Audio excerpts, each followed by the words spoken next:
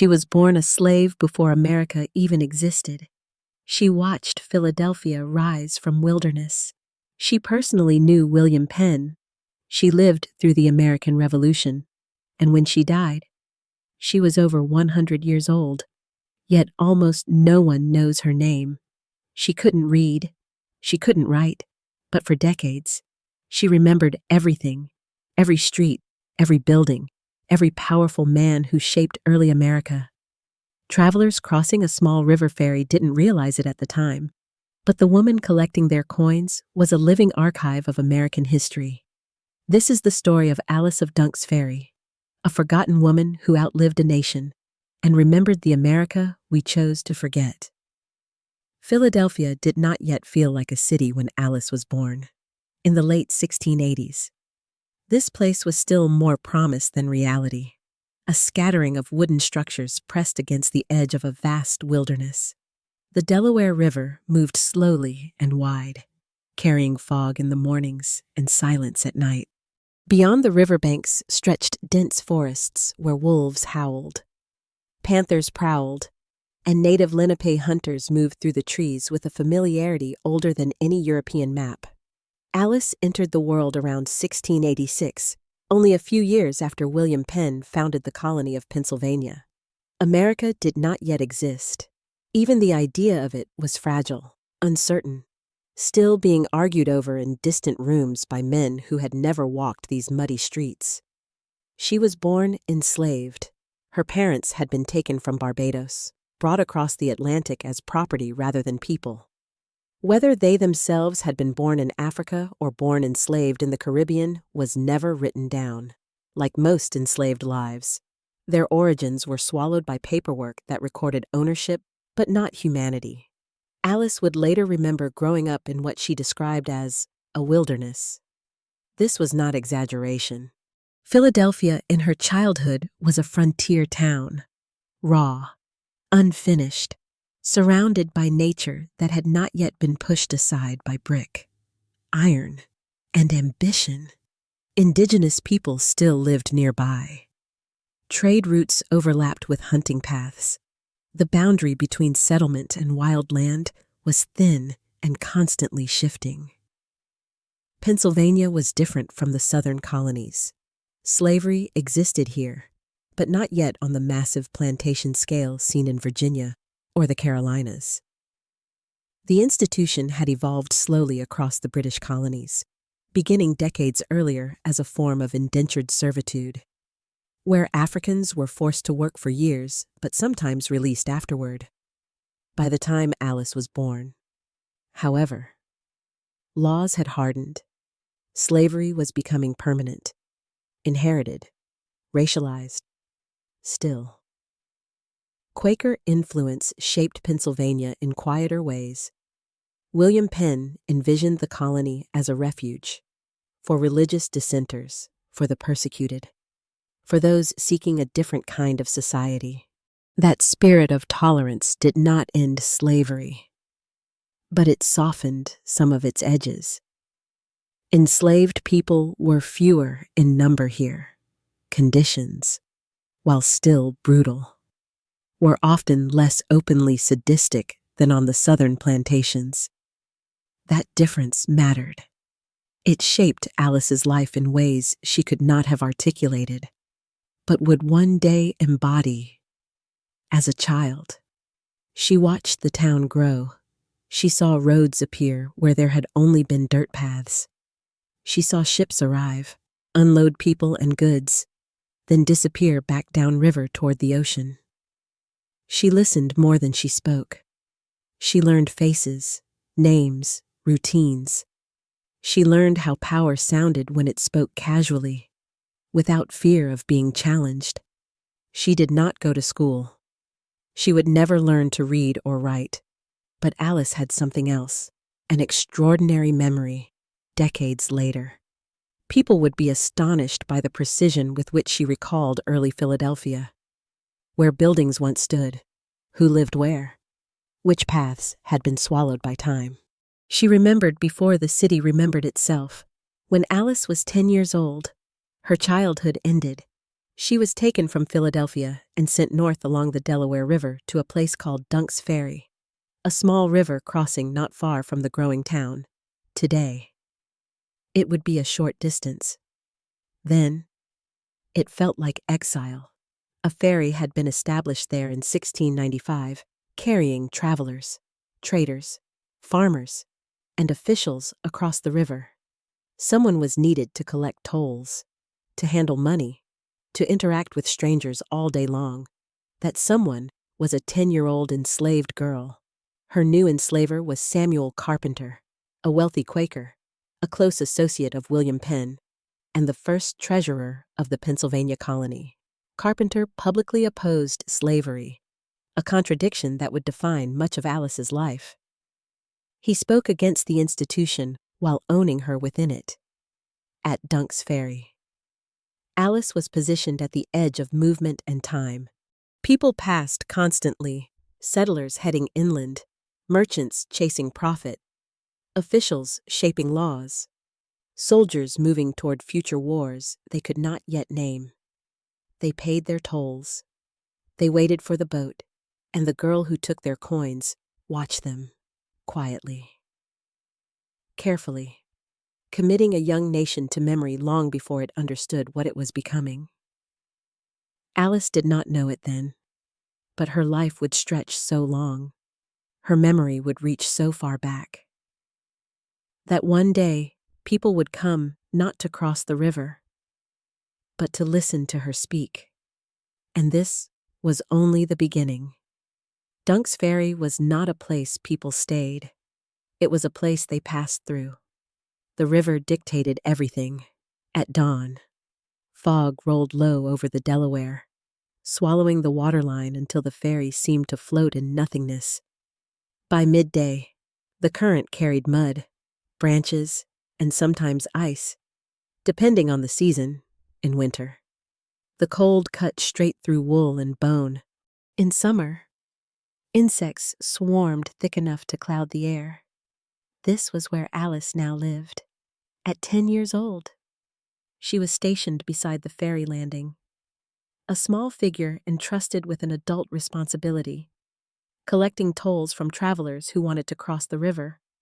Coins clinked into her hands all day long. Copper, silver, sometimes gold, passed down by men who rarely looked her in the eye. She learned quickly. She learned which travelers argued over price and which paid without question. She learned accents, clothing, habits. She learned who was nervous, who was dangerous, who was important. Long before she understood politics, she understood power. Samuel Carpenter's ferry was an artery of the colony. Officials crossed here. Merchants crossed here. Farmers hauling goods crossed here. News crossed here. Whispered rumors before they ever appeared in print. Alice heard it all. She heard arguments about land disputes with Native Americans. She heard fears of war with the French. She heard complaints about taxes, about Penn's rules, about distant kings who had never seen this river and never would. She did not interrupt. She did not ask questions. She listened. Years passed in repetition.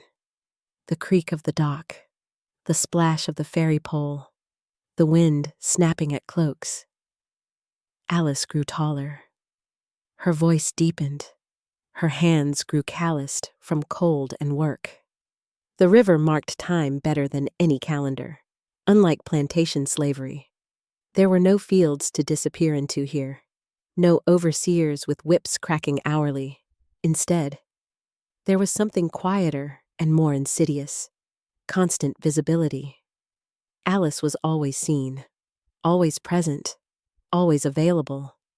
And yet, in that exposure, she gained something rare for an enslaved person: access. She stood close enough to hear conversations meant only for equals. She learned names that would one day appear in history books. William Penn, the colony's founder, passed through during her early years. Alice would later say she remembered him clearly: his voice, his manner, his presence. She also encountered Thomas Story, a prominent Quaker preacher, and James Logan, Penn's secretary, who would later become mayor of Philadelphia. These men debated land, governance, religion, shaping a society that excluded Alice even as it relied on her labor. They spoke freely in front of her. They assumed she would forget, but Alice never did. She could not read their letters or documents, but she remembered the sound of their words. She remembered who agreed, who hesitated, who lied. Memory became her inheritance, the only thing no one could legally take from her. By her late teens, Alice was no longer seen as a child. Travelers knew her face. Some greeted her by name. Others treated her as part of the landscape, as fixed and unchanging as the river itself. 40 years would pass like this. 40 years of crossings, of weather, of watching generations age, die, and be replaced. Alice remained. Pennsylvania grew wealthier. Philadelphia expanded. Roads improved. Buildings rose. But Dunk's Ferry stayed humble, practical, essential. Alice became something rare, a constant in a changing world. She did not marry. She did not have children of her own. Her life was bound to the ferry, to the rhythm of arrival and departure, in another world. This might have been called stability. In hers, it was survival. As the decades passed, Alice witnessed conflicts escalate beyond words. Tensions with native tribes flared and receded. European wars spilled into colonial life. Whispers of rebellion against the British crown grew louder, though no one yet dared to say such things openly. Alice absorbed it all. She lived long enough to remember when Pennsylvania was young, and would live long enough to see it challenge the empire that birthed it. Still, at Dunk's Ferry, the river flowed on, indifferent to flags and laws, and Alice remained at its edge, watching history cross before her eyes, one coin at a time. By the time Alice reached adulthood, Dunk's Ferry no longer felt like a posting. It felt like a fate.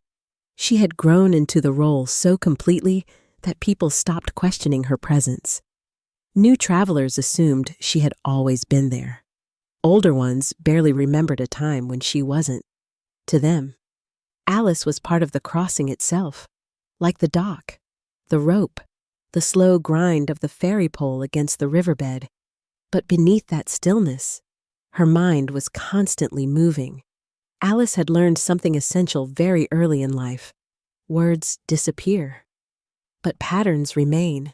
People lied, exaggerated, promised things they never intended to keep, but their habits revealed truths they never meant to share.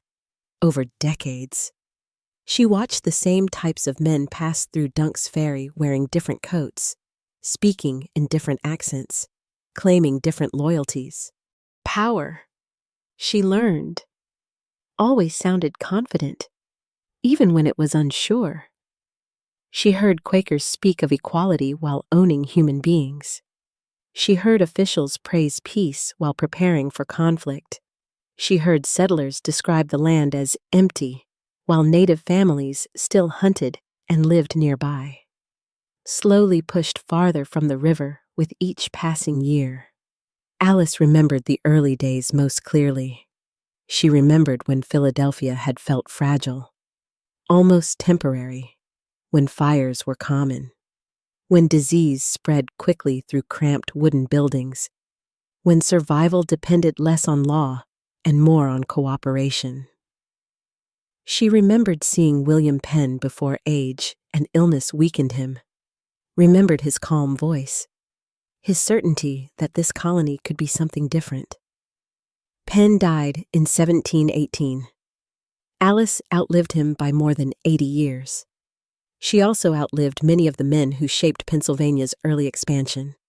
James Logan, the intellectual force behind much of the colony's governance, passed through Dunk's Ferry more than once. Alice watched him age, watched ambition harden into authority. She would later recall details of Logan's dealings that no document recorded, including his demeanor during land negotiations that stripped native Lenape communities of territory through the infamous walking purchase. She did not know the legal name for what she was witnessing, but she understood injustice when she saw it. As the decades stretched on, Alice became known for something unusual. Her stories were consistent. People noticed that when she described the past. The details never changed. Locations matched. Names aligned. Timelines held. In an age when memory was often dismissed as unreliable, especially the memory of an enslaved black woman, hers proved stubbornly accurate. She was illiterate, yet she corrected literate men. She could not write dates, yet she remembered sequences better than those who could. When visitors later tested her by asking about buildings long gone, she pointed to empty spaces and described what once stood there, and city records confirmed her accounts. Alice had become a living archive, and still, she remained enslaved. Samuel Carpenter aged as well. His public opposition to slavery grew louder over time, even as Alice continued to work under his authority. This contradiction followed her quietly. Never spoken aloud, Carpenter did not whip her. He did not sell her south, compared to other enslaved people in the colonies. Her life was considered better, but better did not mean free. Every coin she collected belonged to someone else. Every day of her labor belonged to someone else. Even her memory, the thing she guarded most fiercely, existed only in spoken form. Vulnerable to disbelief, yet Alice endured. She lived through the 7 Years' War between Britain and France, hearing rumors of distant battles long before official news arrived. She watched fear ripple through travelers when frontier violence escalated. She sensed when the colony's loyalty to the British crown began to fracture, not through declarations, but through tone, frustration replacing pride. By the time whispers of revolution reached Dunk's Ferry, Alice was already an old woman. She had spent more than 40 years at the river. When she finally left Dunk's Ferry around the 1740s, the departure was quiet. There was no ceremony, no document clearly stating whether she had been freed or merely allowed to retire. The historical record grows vague here, as it so often does when enslaved people step out of forced labor and into the uncertain space between bondage and autonomy. What is clear is this: Alice never returned to the ferry as property. She lived afterward as a woman who belonged, at last, to herself. In the years that followed, Alice began doing something no one had expected. She spoke. She spoke of the past with clarity that unsettled listeners. She spoke of men now revered, describing them as human, flawed, calculating, sometimes cruel. She spoke of Philadelphia before it became proud of its own history. She spoke of a time when the nation Americans celebrated did not yet exist. People listened. They came not because she was famous, but because she remembered, and in remembering, Alice preserved a version of early America that paper records could not. One seen from below, from the margins, from the edge of a river where history never stopped passing through. She had survived childhood, bondage, obscurity, and time itself, and her story was only just beginning.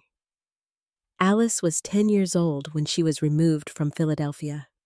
There was no ceremony to mark the moment, no explanation given in words she was allowed to question. One day, the city that had shaped her earliest memories, the muddy streets, the wooden homes, the river smell carried on the wind, was simply taken from her. She was sent north along the Delaware River to Dunk's Ferry for a child. The journey felt longer than it was. The farther she moved from Philadelphia, the more unfamiliar the world became.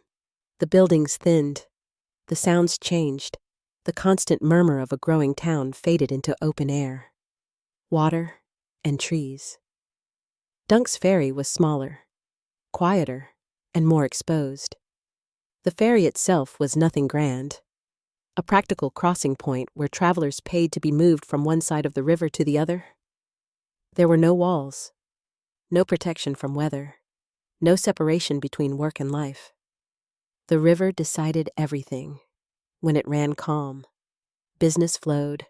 When storms hit or ice formed, everything stopped. This was where Alice would spend the next 4 decades of her life. She now belonged to Samuel Carpenter, a wealthy Quaker and one of the most influential men in the colony. Carpenter was not an overseer shouting orders in a field. He was a man of ledgers, meetings, and quiet authority. He spoke against slavery in public forums, argued that it was morally wrong, yet he owned Alice and benefited from her labor without hesitation. To Alice, the contradiction needed no explanation. She had already learned that ideals rarely applied equally. Her new role was immediate and demanding. Alice was placed beside the ferry landing and given a simple instruction: collect the tolls. Every traveler crossing the river was required to pay. Every coin passed through her hands before reaching Carpenter's accounts. It was an unusual position for a child, enslaved or otherwise. She handled money daily. She interacted with strangers constantly. She stood at the intersection of movement, trade, and information, all while having no control over her own life. Some travelers were kind. Others were suspicious, irritated, or openly dismissive. A few were cruel. Most simply did not notice her at all. To them, she was a function, like the rope that pulled the ferry or the dock that held it steady. But Alice noticed them. She watched how people reacted when the river was high or dangerous. She learned who panicked and who stayed calm.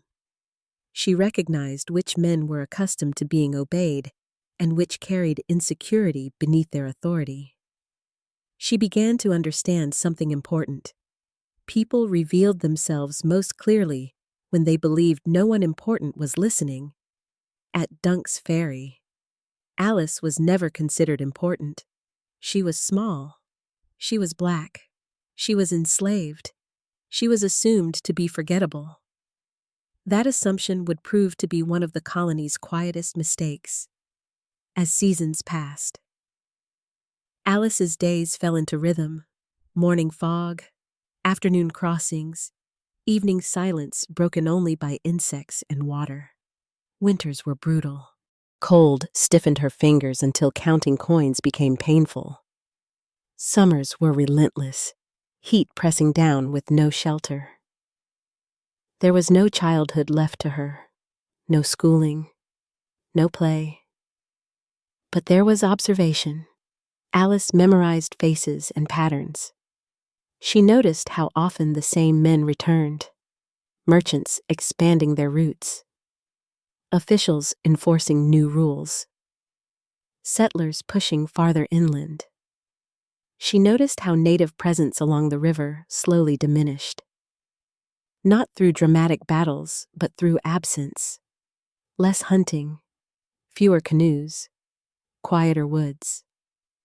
She did not yet have language for displacement or colonial expansion, but she felt the loss as a change in atmosphere, as if something essential was being erased quietly. Without announcement, over time, Alice grew accustomed to responsibility. Travelers trusted her with payment. They argued prices with her. They joked, complained, and negotiated, never questioning why a child held such authority over their crossing. That authority was limited, borrowed, and fragile. But it existed, and it placed Alice in a position few enslaved people ever experienced: proximity to the flow of history. She did not know it then, standing beside the river with cold hands and quiet eyes. But Dunk's Ferry was no exile. It was a front-row seat, and Alice was about to begin remembering everything. Money changes how people behave. Alice learned this early. standing at the edge of the ferry landing with her hand extended. The coins themselves were cold, worn thin by countless exchanges, stamped with the authority of a distant crown. But what mattered more than the metal was what it represented: passage, permission, movement. Some travelers resented paying. They sighed loudly, argued over amounts, complained about delays caused by weather or river conditions. Others paid quickly, barely slowing their stride, already focused on whatever awaited them on the far bank. A few lingered, talking while they waited, filling the time with stories, gossip, or grievances. Alice absorbed it all. She noticed that the men who complained the most were often the ones least affected by delay. She noticed that those with real urgency rarely wasted words.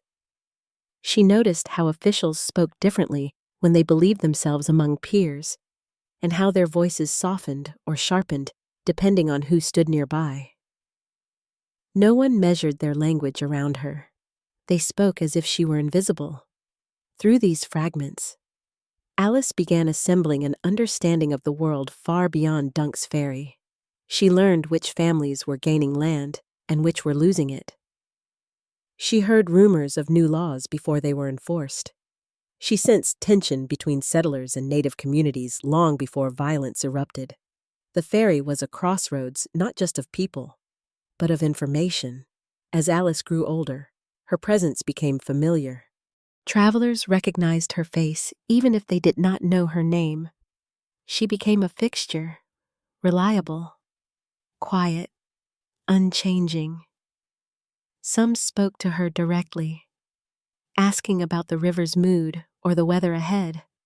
Others spoke through her, addressing their frustrations to the air while she stood listening. She answered when necessary. She remained silent when silence was safer. Samuel Carpenter rarely appeared in person. His authority was felt through expectation rather than supervision. Alice was trusted to do her job correctly, and she did. Mistakes would not have been forgiven easily, but none were recorded. Over time, that trust granted her a small but significant autonomy. It was not freedom, but it was space. Space to observe, space to remember, space to exist without constant correction. Alice watched Philadelphia change from a struggling settlement into a confident colonial city. She watched wealth accumulate unevenly. She watched Quaker ideals tested by profit and expansion. She watched native land shrink through agreements written in languages never translated for those most affected. She heard names repeated often: William Penn, James Logan, Thomas Story. These men passed through Dunk's Ferry like others, but they carried influence with them. Their conversations carried weight. Alice sensed it instinctively when William Penn crossed the river in his later years. Alice studied him carefully. She would later describe him as calm, measured, deliberate. He spoke of peace, of fairness, of coexistence, and yet the colony he founded continued to grow by consuming land already lived upon. Penn would be remembered kindly by history. Alice would remember him accurately. As decades passed, Alice's memory sharpened rather than faded. She associated events with seasons, conversations with weather, names with specific crossings. Time did not blur for her. It layered. She remembered the river when it was narrower with fewer docks. She remembered when forests stood closer to the water. She remembered when native families still crossed openly, before being pushed farther away. Loss rarely arrived suddenly. It arrived quietly. Alice also noticed herself changing. Her body grew stronger from labor, then gradually tired. Her childhood features hardened into adulthood. People stopped seeing her as a child long before she felt like one. Yet something about her remained constant: attentiveness. By the time Alice reached middle age, Dunk's Ferry had become synonymous with her presence. Travelers referred to her casually. The woman at the ferry. The one who remembers everything. Some returned years later and were startled to find her still there. Unchanged in posture, if not in age, she had outlasted expectations, and without knowing it, she had begun to outlast people. Men who once argued loudly at the ferry stopped appearing. Their sons took their place. Names repeated across generations. Alice noticed the shift, marking time not by calendars but by absences. This was how she understood history, not as dates, but as patterns of arrival and disappearance. Still, she remained enslaved. Her labor continued to belong to others. Her time remained accounted for by someone else's needs, even as she accumulated an internal wealth of memory and understanding. Her legal status did not change. Yet something subtle was happening. People began to listen when she spoke. Not formally, not with reverence, but with curiosity. When travelers asked about past conditions or earlier crossings, Alice answered clearly, confidently. Her recollections matched records. Her details aligned. Doubt faded. Respect followed. And in that shift, small, quiet, unrecorded, Alice began her transformation from invisible laborer into something far more dangerous to forget. A witness, and witnesses, when they survive long enough, eventually become impossible to ignore. Time moved differently at Dunk's Ferry for travelers. It was a pause, a brief interruption between where they had been and where they were going. For Alice, it was everything, days stacked upon days, seasons folded into years, and years accumulated into decades without ceremony or acknowledgement. She was still there. By the time Alice reached her 40s, she had become older than many of the men who now passed her coins. She had watched boys grow into merchants, watched officials rise in status, watched confident young settlers return years later with tired eyes and cautious voices. She had also watched many never return at all. Disease took some, accidents took others. A few disappeared into wars fought far from the river. Their names later spoken with uncertainty. Then silence. Alice learned that disappearance was as much a part of history as arrival. And still, no one recorded her presence. There were no documents marking her labor. No ledger noting the years she stood in cold and heat. Her existence lived only in memory, her own. And gradually, in the memories of those who noticed she never seemed to leave, she noticed something else too. Power changed hands, but its nature did not. Different men spoke of progress, of improvement, of civilization, yet the river remained lined with the same quiet labor, the same unacknowledged work. Native communities were pushed farther inland, their crossings less frequent. Their presence increasingly treated as an inconvenience rather than a fact of life. Alice remembered when the Lenape had crossed openly, spoken freely, laughed near the water. Now, they passed rarely. When they did, tension followed. No one explained these changes to her. No one needed to. She felt them in the silence. As Alice aged, her body began to betray the years she carried. Winters were harder. Her joints stiffened. Counting coins took longer. Yet her mind stayed sharp, alert, active. Memory was not something she exercised intentionally. It simply never left her. She remembered the ferry before repairs were made. She remembered floods that reshaped the banks. She remembered when the idea of rebellion against Britain was unthinkable, spoken only in murmurs, then jokes, then serious whispers. By the mid-18th century, those whispers had hardened. Travelers no longer spoke of the crown with confidence. Taxes became a frequent topic. Resentment surfaced in casual remarks. Alice heard frustration disguised as humor, anger masked as reason.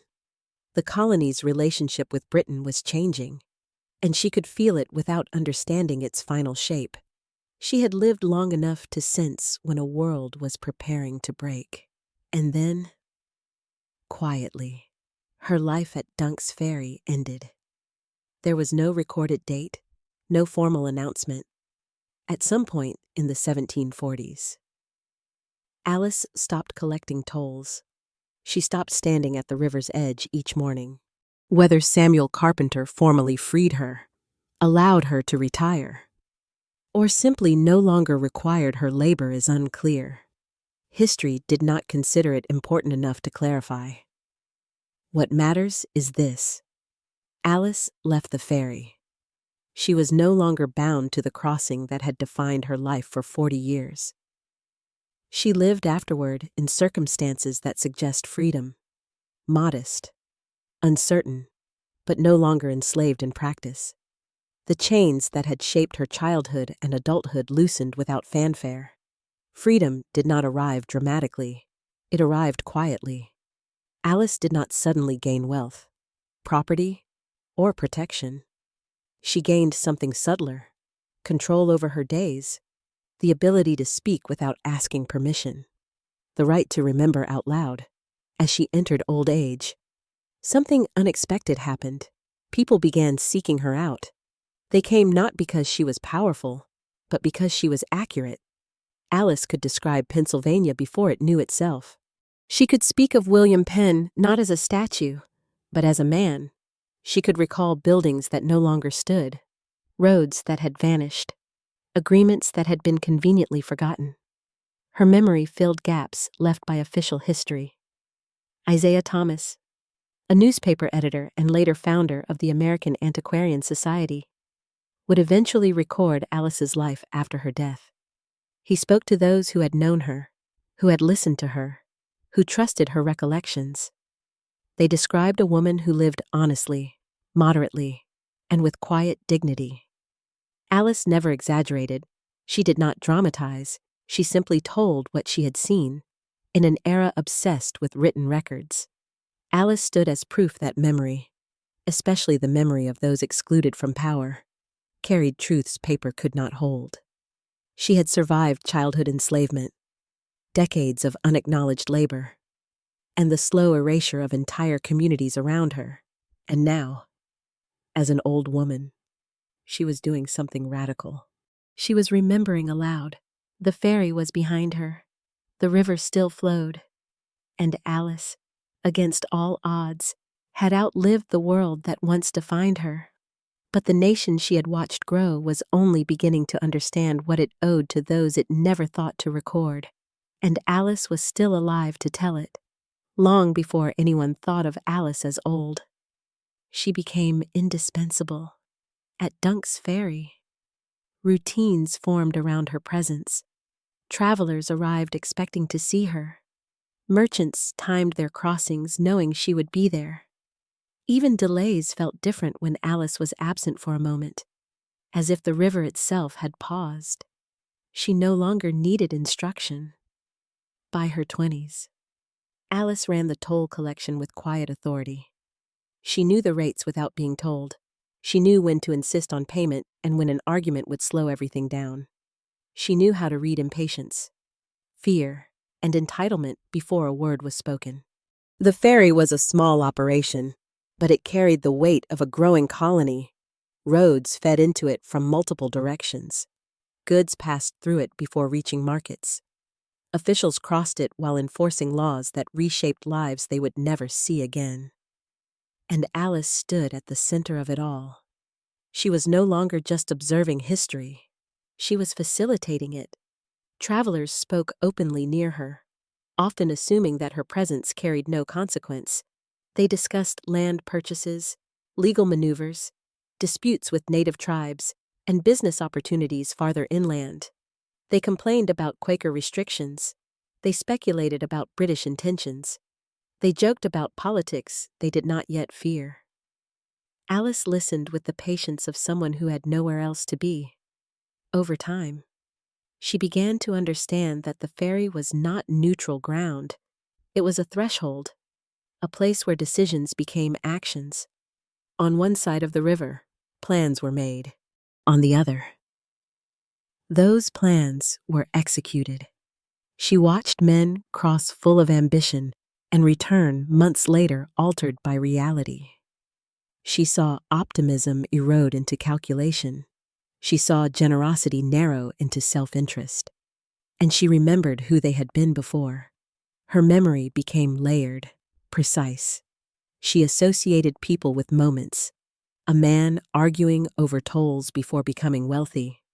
Another speaking confidently before losing everything. Officials once polite who later crossed with entitlement and silence.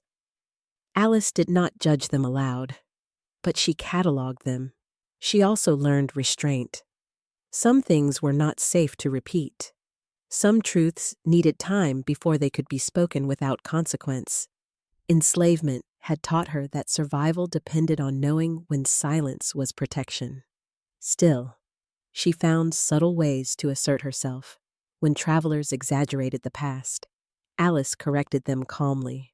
When they misremembered events, she clarified details without confrontation. At first, this surprised people. Then it intrigued them. "How do you remember that?" they asked. Alice never answered directly. She didn't need to. Her authority came not from explanation, but from consistency. Her stories never changed. Her details aligned. Over years, her credibility solidified quietly.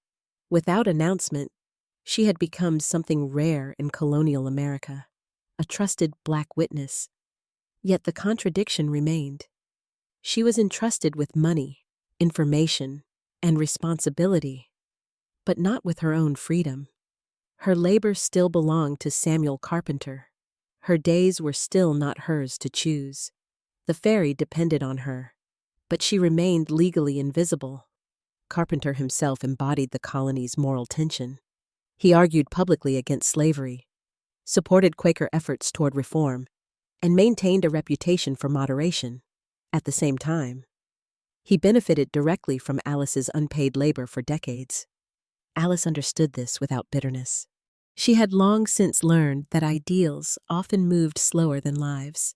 As she entered middle age, Dunk's Ferry changed around her. Traffic increased. Goods moved faster. The colony's confidence grew. Philadelphia expanded outward, pulling resources and people toward it like gravity.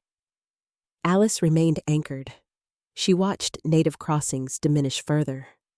Where there had once been conversation, there was now avoidance. Agreements made years earlier were cited selectively. The river, once shared, became controlled. She felt the shift not as a political transformation, but as a narrowing of space. By now, Alice had spent more years at the ferry than she had lived before it. Her identity was inseparable from the crossing. Even she began to believe she might never leave. And yet, something else was happening. People began staying longer after they paid. They asked questions, not official questions, not respectful ones, curious ones. What was this place like before? Who used to cross here? Was the river always this wide? Alice answered simply at first, then more fully. Her voice carried no drama, only certainty. Travelers listened, surprised by how much she knew, by how far back her memory reached. They left with more than passage. They left with fragments of a past they had not known existed. Alice did not realize it yet, but her role was shifting. She was no longer just holding the crossing, she was holding the memory of a place and of a people that history was already trying to move past. And once memory begins to take shape, it becomes far harder to erase. By the middle of her life, Alice understood something most people never did. History did not announce itself. It arrived disguised as conversation. At Dunk's Ferry, no speeches were given, no declarations were read aloud. instead. Change crept in through tone, through the way men spoke when they thought no one important was paying attention. Alice paid attention. She learned to hear the difference between confidence and certainty, between fear and caution. She learned that when people laughed too loudly about danger, it was because they were afraid of it. When they lowered their voices, it was because the danger had become real. Travelers still underestimated her. They assumed her silence meant ignorance. They assumed her position meant she had no stake in what was being discussed. That assumption gave Alice access to something rare, unguarded truth. Men argued about land as if it were abstract. They described rivers as borders, forests as resources, and native villages as obstacles. Alice listened as words like agreement and purchase were used to justify removal and loss. She remembered when those lands had not been disputed. She remembered when Lenape families crossed the river openly, traded without tension, and moved freely through the woods near the ferry. Now, their presence was increasingly treated as a problem to be solved rather than a reality to be respected. No one asked Alice what she thought. No one needed to. She was already recording it, not on paper, but in patterns, connections, and sequences that formed quietly in her mind. She also heard the early fractures forming within the colony itself. Quakers debated how far tolerance should extend. Merchants complained that restrictions slowed profit. Settlers resented authority they once supported. The British Crown, once spoken of with pride, became a source of irritation. Alice noticed when loyalty turned conditional. She heard men argue over taxes that seemed small but felt symbolic. She heard resentment framed as reason, defiance disguised as principle. She heard the word liberty used more often, and noticed who was excluded from its meaning. No one spoke of enslaved people when discussing freedom. No one spoke of native rights when discussing justice. Alice noticed these absences more clearly than the words themselves. Her life had taught her that what was not said often mattered more than what was. As years passed, travelers began to recognize her memory as reliable.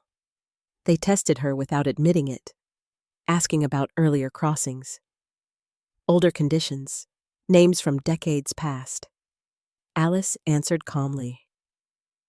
Precisely. Her recollections held. This unsettled some people. It is uncomfortable to realize that someone considered insignificant remembers you better than you remember yourself. It is unsettling to hear your past reflected back to you accurately by someone you never thought to acknowledge. Alice never used this power openly. She did not confront or accuse. She corrected gently. She clarified without judgment. Her authority came from steadiness, not force. And because of that, people listened. They lingered longer. They asked more. They brought others to hear her speak. What began as casual curiosity slowly transformed into something closer to respect. Still, her status did not change. She was trusted, but not credited. Believed, but not elevated.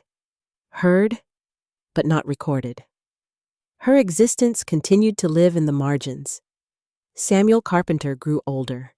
His role in the colony solidified. His moral opposition to slavery became more public, more pronounced. Alice watched as he spoke against the institution while continuing to benefit from her labor. She did not challenge him. She understood that survival did not come from confrontation, but from endurance. Her endurance was extraordinary, by now. Alice had spent decades at Dunk's Ferry. She had watched generations replace one another. Fathers disappeared. Sons took their place. The same arguments returned under new names. Time did not erase patterns. It revealed them. As her body aged, the physical toll of the work became undeniable. Winters stiffened her joints. Cold lingered longer. Fatigue arrived sooner. but her mind remained clear, organized, and alert. Memory did not fade, it sharpened. She began to understand that what she carried was rare and valuable. Not because others said so, but because without it, entire chapters of early Pennsylvania would vanish unchallenged. The ferry continued to operate. The river continued to flow. But Alice was no longer just listening. She was preserving something fragile, a version of the past that had not yet been polished, edited, or justified. A version that existed only because she refused to forget, and unknowingly. She was preparing for the moment when her voice, long ignored, would become impossible to dismiss. Because history, when it moves fast enough, eventually turns back to ask who was watching all along. And Alice had been watching from the very beginning. There came a moment when Alice realized her memory was no longer harmless. For years, what she carried inside her mind had been treated as curiosity, interesting, impressive, but ultimately inconsequential. Travelers listened, nodded, and moved on. Officials smiled politely. Merchants laughed and dismissed her stories as colorful recollections from a simpler time. But slowly, something changed. As Pennsylvania matured, it began to tell stories about itself, stories of fairness, of peaceful founding, of moral superiority over other colonies, of benevolent leadership and orderly expansion. Alice's memories did not always fit those stories. She remembered moments that complicated the narrative. She remembered land deals discussed casually at the ferry long before they were formalized. She remembered native leaders being assured of things that were later ignored. She remembered Quaker men wrestling with their consciences and choosing convenience. When she spoke of these things, she did not accuse, she did not editorialize, she simply recalled. That was enough. Accuracy, when it contradicts comfort, becomes a quiet threat. Some listeners began to push back. They corrected her, only to be corrected in return. They challenged her timelines, only to find their own records incomplete. They dismissed her recollections, only to hear the same details confirmed elsewhere. Alice did not argue. She waited, and time, as it always had, favored her, by now. Alice was widely known along the river and beyond. People referred to her not just as the woman from Dunk's Ferry, but as someone who remembered. Her reputation spread organically. Without intention, travelers told others. Visitors came expecting stories and left surprised by their precision. She became, unintentionally, one of America's earliest oral historians, and that carried risk. The more clearly Alice remembered, the more obvious it became that early Pennsylvania was not as clean or orderly as it liked to imagine. The colony's founding myths relied on selective memory, on forgetting as much as remembering. Alice did not forget. She remembered William Penn not only as a visionary, but as a man navigating compromise. She remembered James Logan not only as a learned administrator, but as someone capable of cold calculation. She remembered agreements made in good faith and later bent or broken. She remembered before history learned how to justify itself. Some people welcomed this honesty, others did not. Alice noticed when questions stopped coming from certain men. She noticed when polite interest turned into discomfort. She noticed when conversations shifted away from the past and toward safer subjects. She had learned long ago how to read silence. Still, she continued to speak, calmly, plainly, without bitterness. She did not see herself as challenging history. She saw herself as preserving it. If the truth unsettled people, that was not her responsibility. By this time, Samuel Carpenter had aged significantly. His public opposition to slavery had grown more vocal, aligning him with Quaker abolitionist efforts that would later influence movements across the colonies and in Britain itself. Yet Alice's status remained unchanged. She was still not free. That contradiction weighed on her more heavily as she aged, not because she expected justice from the world, but because she had lived long enough to recognize hypocrisy when she saw it. And yet, she stayed. She stayed because Dunk's Ferry was not just her place of labor. It was where her memory had been built, layered, and sharpened. Leaving it would have meant abandoning the vantage point from which she had understood everything. But time, relentless and unsentimental, eventually forced change.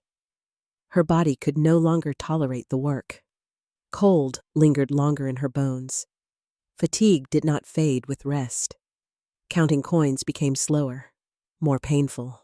The river that had once felt familiar now felt heavy. When Alice finally left Dunk's Ferry, it was without ceremony. No announcement marked her departure. No record explained whether she was freed, retired, or simply released from duty. History, once again, failed to document the transition of an enslaved woman into autonomy. But Alice knew what mattered. She was no longer bound to the crossing. She did not leave Pennsylvania. She did not disappear. She remained nearby, living modestly, quietly, and speaking more freely than she ever had before, without the daily demands of the ferry. Her role shifted fully. She became a storyteller. People came deliberately now, not to cross a river, but to hear her recall a world that no longer existed. They sat with her. They asked questions carefully. They listened longer. Alice had survived long enough for memory to become power. Not political power, not economic power, but something deeper. She held the past in a form that could not be revised, erased, or rewritten without confronting her voice. And as America moved closer to revolution, to redefining freedom, liberty, and rights, Alice stood as a living reminder of who those ideas had never fully included. She had been there before the nation was born, and she was still alive to remember what it chose to forget. The river no longer defined her days, but history had finally caught up to her presence, and it would not be able to move forward without passing through her memory first. By the time Alice was no longer bound to Dunk's Ferry, the men she had watched from a distance had become legends. Their names were now spoken with reverence. Their faces appeared in portraits. Their words were copied, preserved, debated. Pennsylvania had begun to formalize its own memory, and in doing so, it elevated certain figures while quietly smoothing away their contradictions. Alice remembered them before that happened. She remembered William Penn not as a symbol, but as a presence. She had seen him pass through the ferry in his later years, his body already bearing the cost of illness and age. He spoke calmly, deliberately, with the confidence of someone accustomed to being listened to. He believed deeply in tolerance, in peaceful coexistence, in building something better than what Europe had offered. And yet, Alice had lived long enough to see how ideals bent under pressure. Penn's vision of fairness did not stop the slow dispossession of native land. His principles did not prevent slavery from taking root in the colony he founded. Alice did not doubt his sincerity, but sincerity, she learned, was not the same as consequence. She remembered James Logan more sharply. Logan passed through Dunk's Ferry during his rise to power, carrying the authority of Penn's secretary and later the ambition of a man shaping policy. Alice listened as he discussed land, boundaries, and agreements with an air of inevitability, as if expansion were a natural law rather than a choice. Years later, when Logan signed the infamous walking purchase, Alice understood it not as a sudden betrayal, but as the culmination of conversations she had heard decades earlier. The logic had always been there. The outcome had simply taken time. She remembered Thomas' story, the Quaker preacher whose devotion led him into conflict with both civil and religious authorities. Story spoke passionately of faith, suffering, and justice. Alice remembered his voice as intense, convinced, restless. She respected his conviction. She also noticed how rarely conviction translated into protection for people like her. These men did not speak to Alice directly about governance or morality. They did not ask her opinion. They did not see her as a participant in the society they were shaping, but they spoke freely in her presence, and that mattered. Alice remembered the casual tone in which decisions were discussed, decisions that would later be described as historic, inevitable, or righteous. She remembered how often power revealed itself not through cruelty, but through indifference. As Pennsylvania grew more confident, it also grew more selective in what it remembered. The colony celebrated peaceful foundations, religious tolerance, and moral superiority over other regions. Slavery, when mentioned, was treated as a temporary flaw rather than a defining contradiction. Native displacement was reframed as agreement rather than coercion. Alice's memory refused such simplifications. She remembered the faces of Lenape men who crossed the ferry before treaties reduced their world. She remembered the fear beneath the confidence of settlers who knew they were taking something that could not be honestly claimed. She remembered moments of doubt, hesitation, and quiet guilt, details that did not survive into official narratives. As she aged, people began asking her about these men with different intentions. At first, the questions were casual. Later, they became careful. Visitors wanted confirmation, clarity, reassurance. They wanted Alice's memory to align with the stories they had learned. Sometimes it did, sometimes it did not. Alice did not alter her recollections to comfort anyone. She spoke plainly, without accusation, without drama. She described what she had seen, heard, and understood at the time. That honesty unsettled some listeners. It reassured others, but it never changed. Alice had outlived the men who built the colony. She had outlived their arguments, their rivalries, their ambitions. What remained were stories, and stories were fragile things, easily shaped by those who controlled them. Alice did not control anything, except her memory, and that memory placed her in an unusual position. She had known Pennsylvania's founders before they knew what they would become. She had seen them act without the awareness that history would one day judge them. That perspective could not be recreated. It could only be preserved. As America moved closer to revolution, as old loyalties fractured and new identities formed, Alice stood apart from the celebration and the conflict alike. She had lived long enough to understand that nations, like people, preferred flattering versions of themselves. And she had lived long enough to know that truth rarely survived without someone willing to remember it honestly.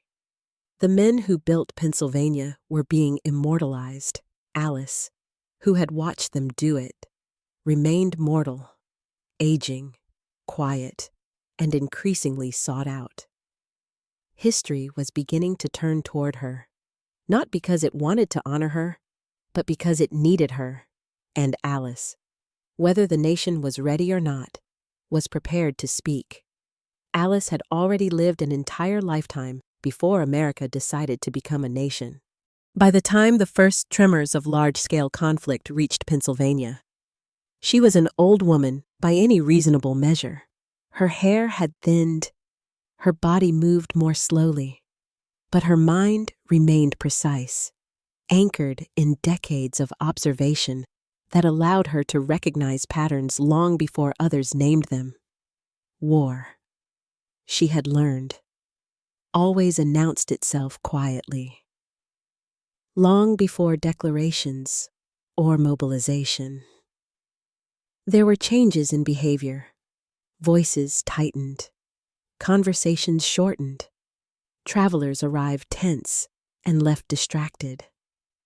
News traveled faster, carried by urgency rather than curiosity. Alice had seen this before. She had lived through the 7 Years' War between Britain and France, when fear rippled through the colonies and native alliances shifted unpredictably. She remembered men crossing the ferry with weapons instead of goods. Their talk focused not on trade, but on survival. She remembered how quickly order could unravel when authority felt distant and unreliable. So when unrest began to surface again, this time aimed not at foreign enemies, but at the British Crown itself, Alice recognized the signs. She heard complaints about taxes spoken with increasing boldness. She noticed how often the word rights appeared in conversations that once centered on profit. She sensed frustration hardening into resolve, not through speeches, but through the way men stopped lowering their voices when criticizing authority. The American Revolution did not arrive suddenly at Dunk's Ferry. It seeped in. Alice listened as travelers debated loyalty and betrayal, as neighbors questioned neighbors, as certainty fractured into competing visions of the future. She heard idealism collide with fear. She heard freedom described in abstract terms: powerful, inspiring, and selective. No one asked Alice what freedom meant to her. She had been born enslaved. She had spent decades laboring without legal ownership of her own life. The debates swirling around her rarely acknowledged people like her at all. And yet, she was living proof of the contradictions at the heart of the revolutionary moment. She had known British rule. She had known colonial rule. Neither had offered her autonomy. Both had depended on her labor. The promise of liberty sounded familiar and incomplete.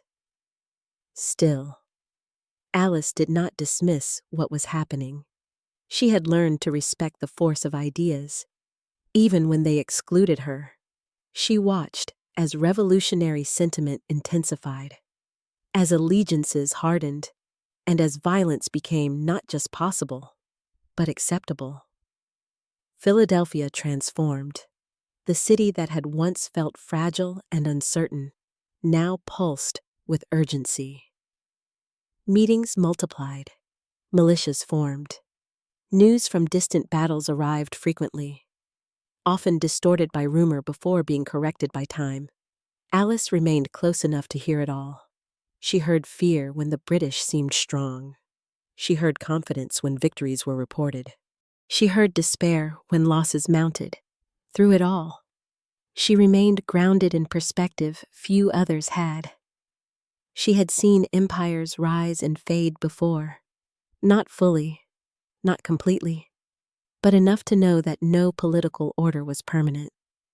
When independence was finally declared, Alice was alive to witness it. The nation that emerged did so amid celebration, hope, and unresolved contradiction. Freedom was proclaimed loudly.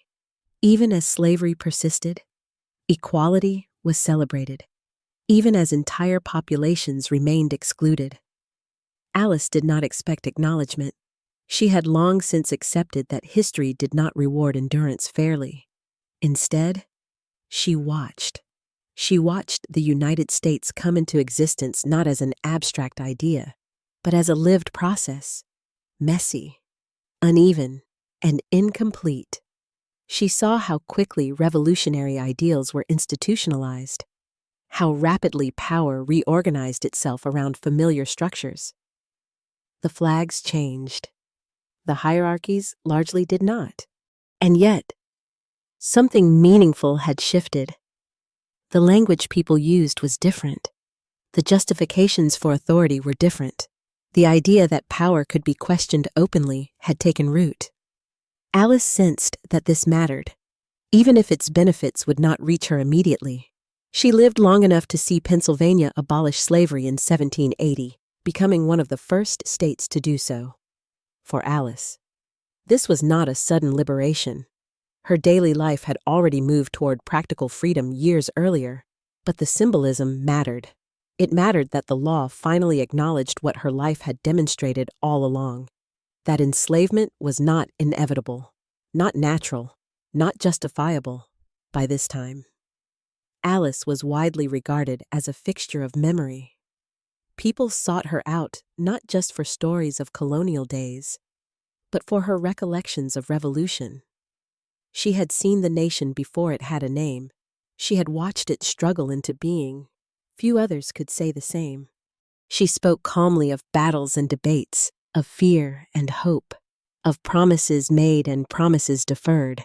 She did not romanticize the past. She did not glorify suffering. She simply described what she had lived through, and people listened, because Alice had survived long enough to become something rare and unsettling, a witness whose life spanned before, during, and after the birth of a nation. She had lived through the unthinkable, and she was still here to remember it. By the time the revolution settled into history, Alice had become something unusual, not powerful, not celebrated, but necessary. People no longer came to her by accident. They came intentionally. They arrived with questions shaped by uncertainty, not curiosity. They wanted to know what Pennsylvania had been before it learned how to describe itself. They wanted to test their understanding against a memory that had not been edited by victory or ideology. Alice received them quietly.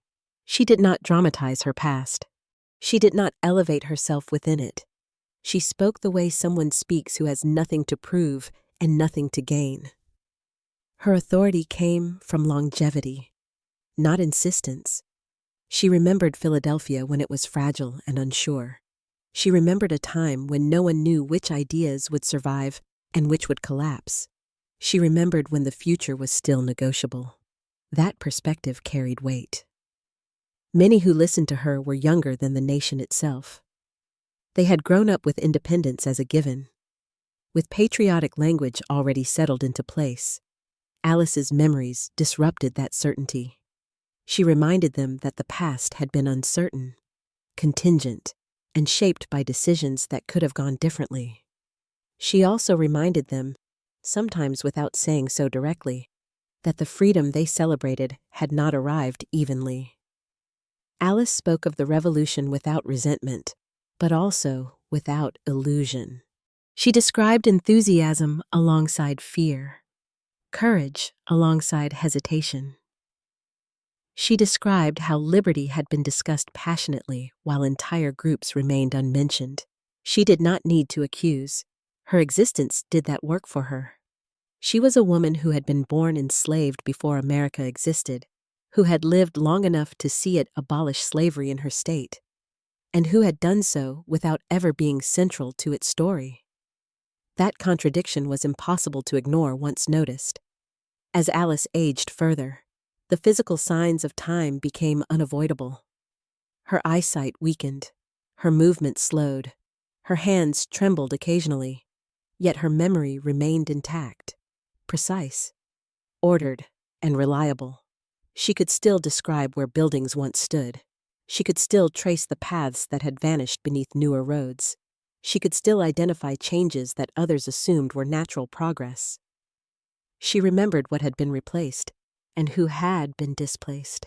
This made her presence bittersweet, to some.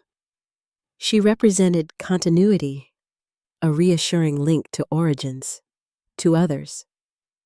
She was unsettling, a reminder that history was not as clean as they preferred to believe. Alice noticed the difference. She had lived long enough to understand that people often sought memory not to learn, but to validate what they already believed. When her recollections aligned with expectation, listeners nodded eagerly. When they did not, listeners grew quiet. Alice did not adjust her stories. She had survived too much to bargain with truth. Her reputation spread further, eventually reaching the attention of Isaiah Thomas, a printer, writer, and later founder of the American Antiquarian Society. Thomas did not know Alice personally, but he spoke with those who had known her, who had heard her speak, who trusted her memory. In 1804, shortly after her death, Thomas would publish her story as the very first entry in his collection of biographies of remarkable women. That choice mattered. Alice was placed before queens, philosophers, and noblewomen, not because she ruled or wrote, but because she remembered. Thomas described her as honest, intelligent, and remarkably accurate. He presented her not as a curiosity, but as a witness whose life held historical value. Even then, her story survived narrowly. Without those accounts, Alice would have disappeared entirely from the record. Another life lived fully and lost quietly. As she approached the end of her life, Alice withdrew gradually from public interaction. Her world narrowed. Her body demanded rest more than conversation, but her presence remained known. She lived in Bristol, Pennsylvania, northeast of Philadelphia along the Delaware River, never far from the water that had defined her life. She was deeply religious, having others read the Bible to her when her sight failed. She attended church even into extreme old age, sometimes traveling on horseback despite her frailty. She continued to fish, rowing into the river long after most would have surrendered such labor. She sold salted fish in her later years, maintaining independence through work, even as age pressed down upon her. Her health declined gradually. Her hair turned completely white. Her teeth fell out. Her eyesight failed entirely. Though stories circulated, perhaps exaggerated, that it briefly returned late in life. What mattered more than these details was the simple fact that she endured. Alice died in 1802, estimated to be 116 years old, if accurate. She was among the oldest people in the world at the time. She had lived through the founding of Philadelphia, the shaping of Pennsylvania, the American Revolution, and the early years of the United States. She had known its architects before they were revered, its ideals before they were codified, and its contradictions before they were debated. She did not leave behind books, letters, or speeches. She left behind memory. Today, a plaque marks the site of Dunk's Ferry, a small acknowledgement of a crossing that once mattered, and of a woman who stood there for over 40 years, watching history pass by.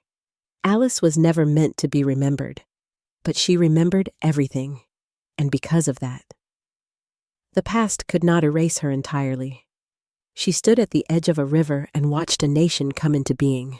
Then she outlived it long enough to remind it who it had been. 40 years is longer than most lives are given a single purpose. For Alice, it was the length of time she stood at Dunk's Ferry, watching, listening, enduring. By the time people began to measure her life in decades rather than years, the ferry had already woven itself into her identity so tightly that separating the two felt impossible. She had arrived there as a child. She remained there as a woman, and for much of her life. The river was the only constant that did not age faster than she did. Each day began the same way. The sound of water moving against the bank, the creak of wood as the ferry was prepared, the first travelers arriving early, anxious to cross before weather or delay interfered. Alice took her place beside the landing, posture straight, expression calm, hands ready. Coins passed into her palm. Thousands of them. Tens of thousands. Each coin marked a moment of transition. Someone leaving something behind. Someone moving towards something else. Alice stood at the threshold of these moments without ever participating in them herself. She did not cross. She facilitated crossing. That distinction shaped her deeply. As the years accumulated, Alice noticed that people began to associate stability with her presence. When weather turned unpredictable or rumors spread of danger, travelers took comfort in seeing her still there, doing her work with the same steadiness as always. She did not complain. She did not rush. She did not falter. That reliability mattered more than anyone admitted.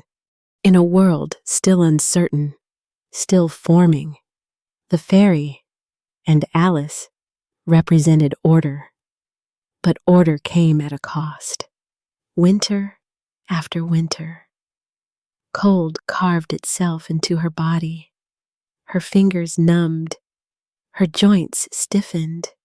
She learned to endure discomfort silently, understanding that acknowledgement did not lessen it.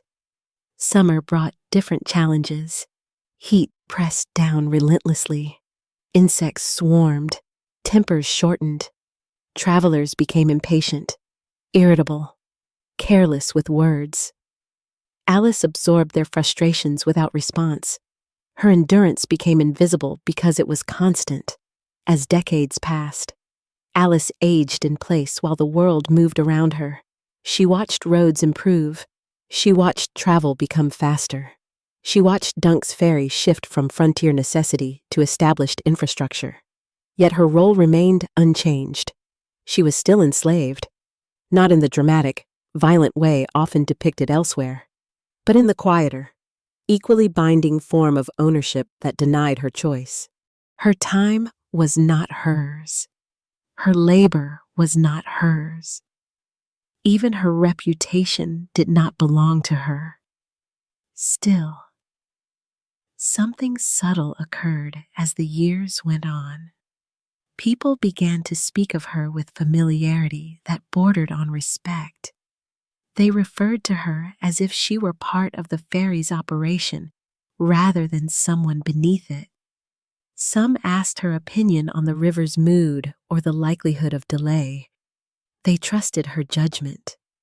That trust did not translate into freedom, but it changed how she was treated day to day. Alice was no longer constantly supervised. Expectations were clear. Responsibility was assumed in the narrow spaces available to her. She exercised autonomy carefully. She learned when to assert herself and when to yield. She learned how to enforce rules without provoking conflict. She learned how to protect herself in a world that offered her no formal protection. Her survival was not passive, it was skilled. She also learned patience on a scale few experience. 40 years required a different relationship with time, one that accepted repetition without despair and change without attachment. Alice learned to let moments pass without clinging to them. She learned to endure without hardening. She learned to observe without becoming numb. These were not lessons she chose. They were lessons imposed. Yet they shaped her into someone uniquely prepared for what came later. By the end of her 4th decade at Dunk's Ferry, Alice had become more than a worker. She was a reference point, a living measure of continuity. People who returned after long absences often expressed surprise that she was still there. "You're still here," they said. Alice did not respond. She had never left when her time at the ferry finally ended. It was not because the work was finished. It was because her body had given all it could. The years had taken their toll. Endurance, even when mastered, has limits. Alice's hands slowed. Her steps shortened. Fatigue lingered longer than before. And so, quietly, her 40-year vigil ended. No celebration marked it. No recognition followed. History did not pause to acknowledge what had been given, but something important had already been secured. Alice had outlasted obscurity. She had stood in one place long enough for memory to accumulate, not just her own, but the memory others associated with her. She had become difficult to erase. 40 years by the river had not freed her, but they had prepared her for something more enduring than freedom alone. They had made her unforgettable to those who truly paid attention, and soon, the world would begin to realize that what Alice carried, patiently, quietly, relentlessly, was worth far more than the tolls she had collected. She carried the past itself.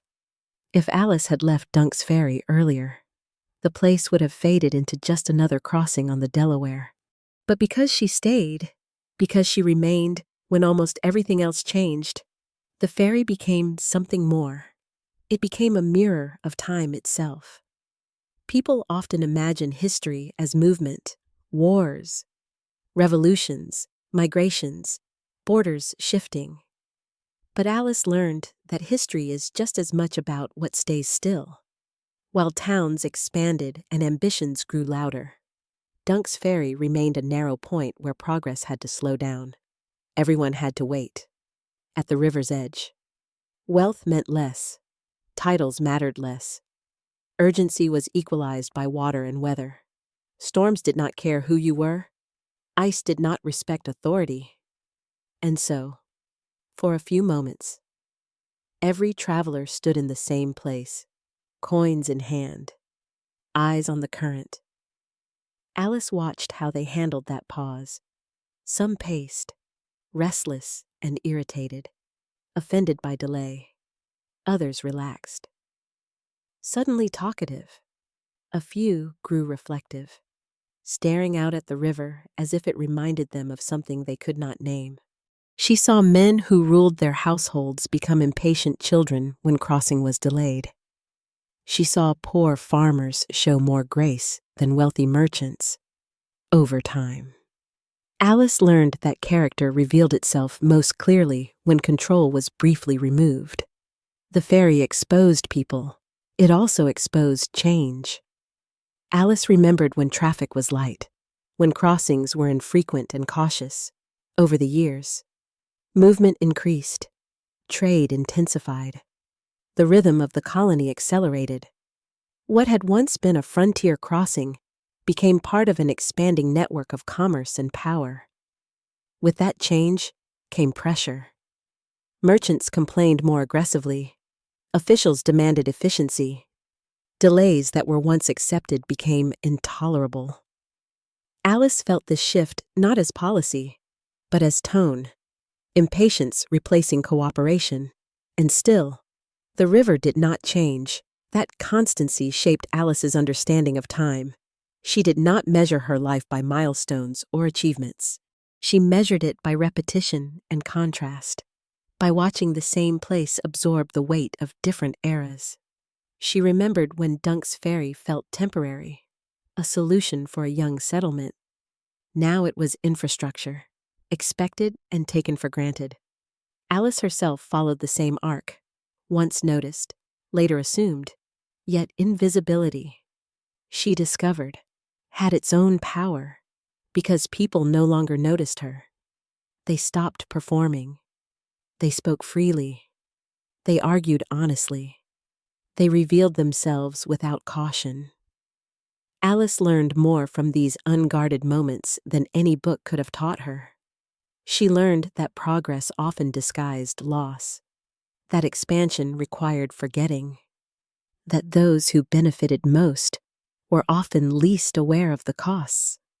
She watched native presence fade not through dramatic removal, but through gradual absence, fewer crossings, fewer voices, fewer familiar faces. No announcement marked their disappearance. Alice noticed because she remembered when they had been there. She also noticed herself changing. Her body aged, but her perception deepened. She became less interested in individual stories and more attentive to patterns. Who always benefited, who always paid, who was never consulted. These realizations did not make her bitter. They made her clear. By the time Alice reached her later years at the ferry, she understood that history was not something happening elsewhere. It was happening right where she stood, in the daily decisions, the small compromises, the quiet assumptions that accumulated into permanent structures. The ferry reflected all of it, and Alice reflected the ferry. When travelers returned after years away, they often remarked on how much had changed. Alice heard the amazement in their voices. She also heard the selective memory, the tendency to forget what no longer served the present. She did not correct them unless asked. She had learned that truth forced upon people rarely took root. Truth offered calmly, patiently, sometimes did, as her strength waned.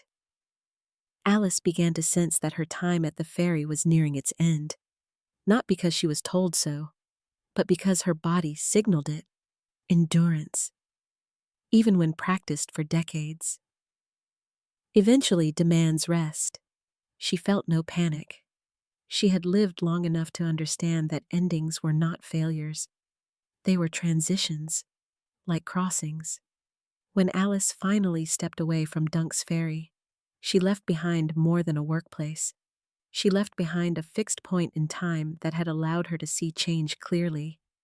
What she carried with her was invisible, memory, perspective, a long view of a place that believed it was always moving forward, never looking back. The ferry would continue without her. The river would keep flowing, but the quiet witness who had watched it all for 40 years was gone.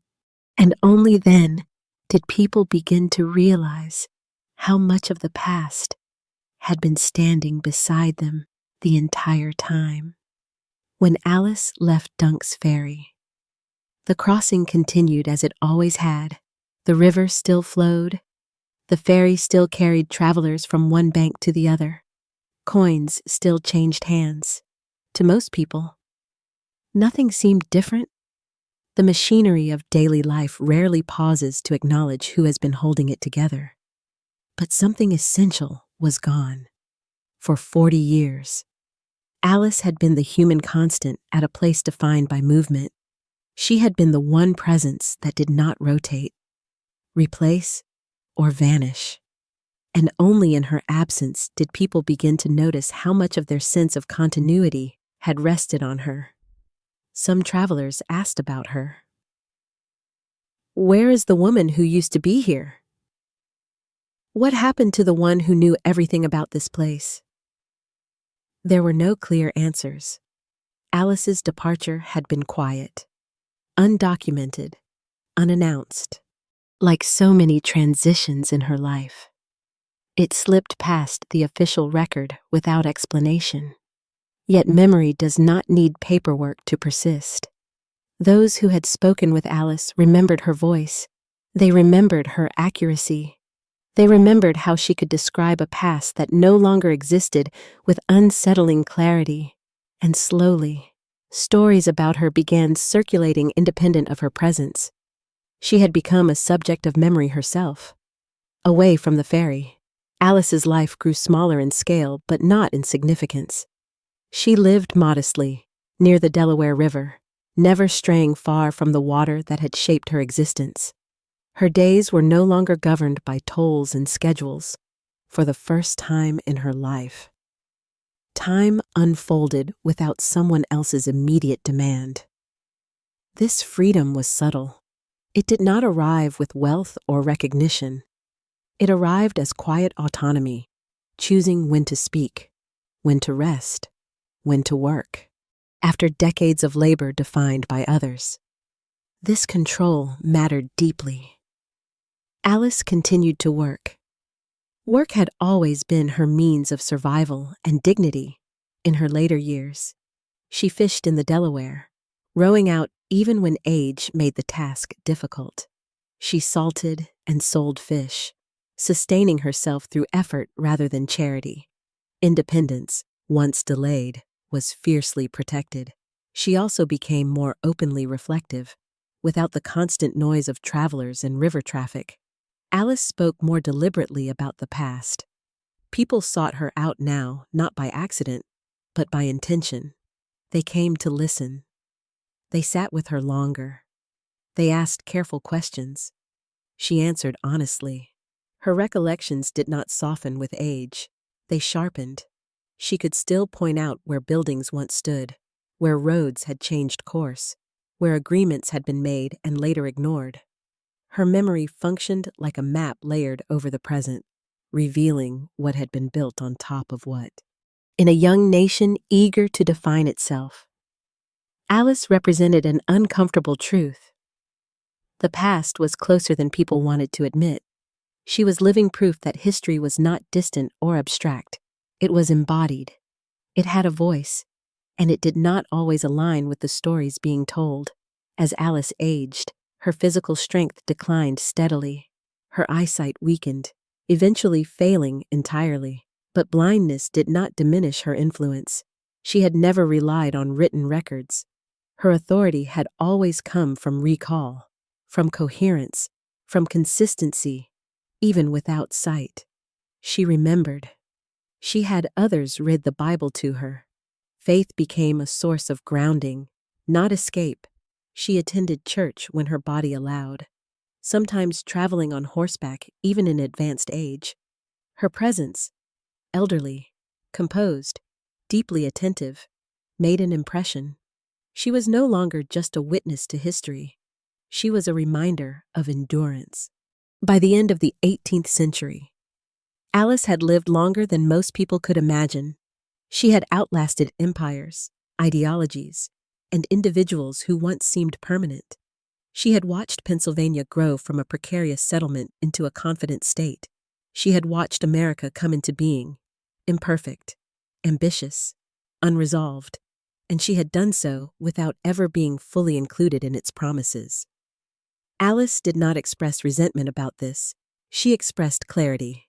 When she spoke, listeners sensed that she understood something fundamental, that nations, like people, often remember selectively. They celebrate beginnings and victories while minimizing contradictions and costs. Alice had seen the costs. She had lived them. As her health deteriorated further, Alice's world narrowed. Travel became difficult. Conversation became more intimate. Her voice softened but did not waver. She knew her time was limited, but urgency never crept into her words. She had already given what mattered most: memory. When Alice died in 1802, estimates placed her age at around 116 years old. If true, she was among the oldest people in the world at the time. Her death passed quietly, without national recognition, without ceremony befitting the scope of her life. But her story did not vanish. Isaiah Thomas would later record her life, preserving fragments of her memory in print. A plaque would eventually mark the site of Dunk's Ferry. Historians would reconstruct her existence piece by piece, recognizing her as one of America's earliest oral historians. Still, what matters most cannot be measured by markers or footnotes. Alice lived long enough to prove that history does not belong solely to those who write it. It also belongs to those who survive long enough to remember and refuse to forget. She stood at the edge of a river for 40 years, and when she finally stepped away, she carried the past with her, not as nostalgia, but as truth. Alice had already lived longer than most people could imagine when the world around her began to fracture again. By the middle of the 18th century, Pennsylvania no longer felt like a fragile experiment. It was established, confident, increasingly prosperous. Philadelphia had grown into one of the most important cities in the colonies. Busy, influential, and proud of its order. Roads connected settlements that had once felt isolated. Trade routes expanded. Authority felt solid. And yet, beneath that confidence, tension was building. Alice sensed it before most people did.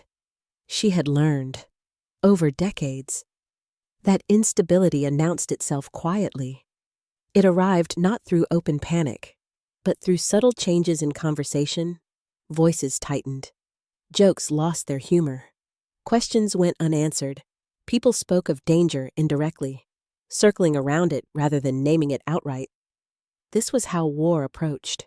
The 7 Years' War, known in the colonies as the French and Indian War, did not begin at Dunk's Ferry, but its presence reached the river quickly. Travelers arrived carrying rumors of fighting far to the west, of alliances shifting between European powers and native nations, of settlements attacked and abandoned. Alice listened. She remembered earlier conflicts, smaller and more localized, when fear had rippled briefly before receding. This felt different. The unease lingered. It did not pass. Men crossed the river armed more often now. Muskets replaced trade goods. Conversations centered on defense, strategy, survival. The tone of the colony shifted from expansion to protection. Alice noticed how quickly cooperation gave way to suspicion. Neighbors questioned one another's loyalties. Native communities were spoken of not as neighbors, but as potential threats. Even when they had lived peacefully nearby for decades, alliances that had once seemed stable became fragile, transactional, easily broken. Alice remembered when trust had existed more freely. She also noticed who suffered first. Frontier families bore the brunt of violence and displacement. Native communities were pushed into impossible choices, forced to align with powers that treated them as expendable. Enslaved people remained invisible in the discussions, their lives altered by conflict without ever being consulted. War reshaped everything. Supply shortages followed, prices rose, fear traveled faster than facts. Alice heard conflicting reports about victories and defeats, each version shaped by who was telling the story and what they wanted others to believe. She had learned not to trust first accounts. She waited, and over time, patterns emerged. The war dragged on, losses mounted, the colony's sense of security eroded. People who had once spoken confidently about progress now spoke cautiously about survival. The optimism of earlier decades dimmed. Alice watched as the war ended in 1763, leaving behind a changed landscape. Britain emerged victorious, but heavily indebted, and that debt would soon reshape colonial life in ways few anticipated.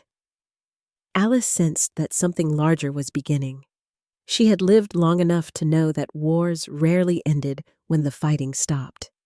Their consequences unfolded slowly, reshaping societies in quieter, more enduring ways. Taxes increased. Regulation tightened. British authority grew more assertive. Colonists who had once accepted imperial rule began questioning it openly. Alice listened as frustration replaced loyalty. She heard the language of entitlement give way to the language of rights.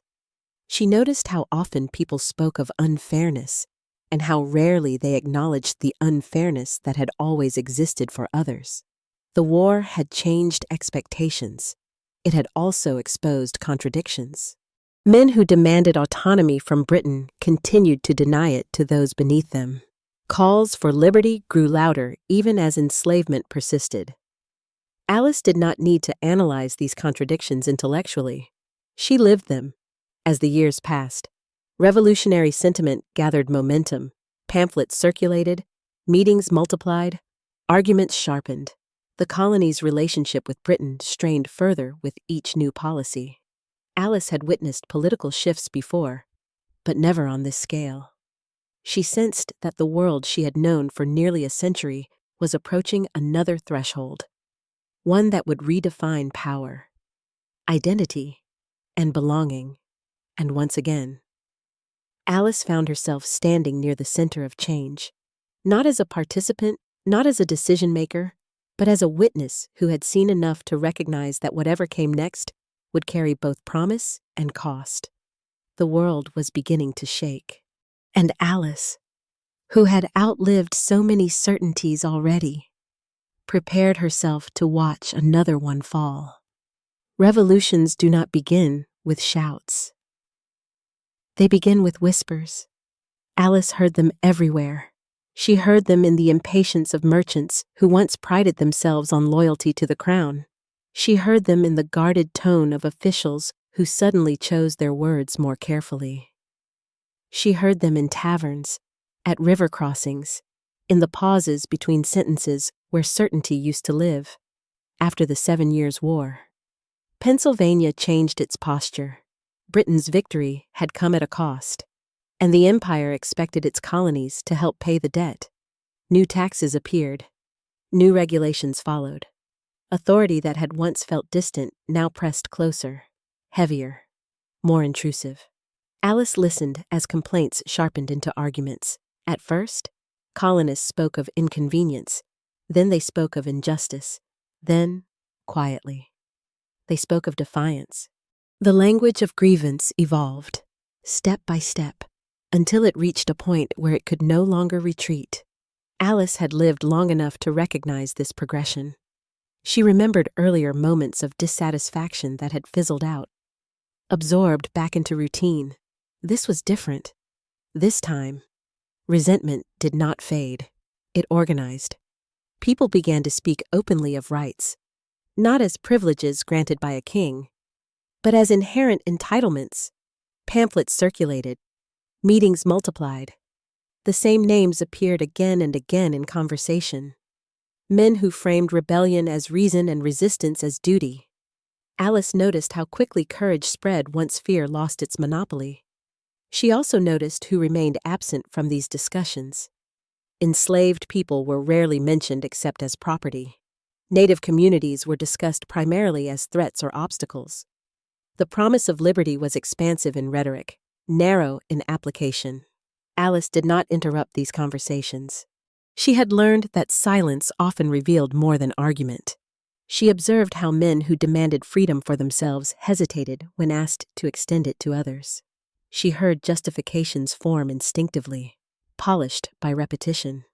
She recognized the familiar structure of exclusion dressed up as necessity. The closer the colonies moved toward open rebellion, the more strained daily life became. Militias drilled openly.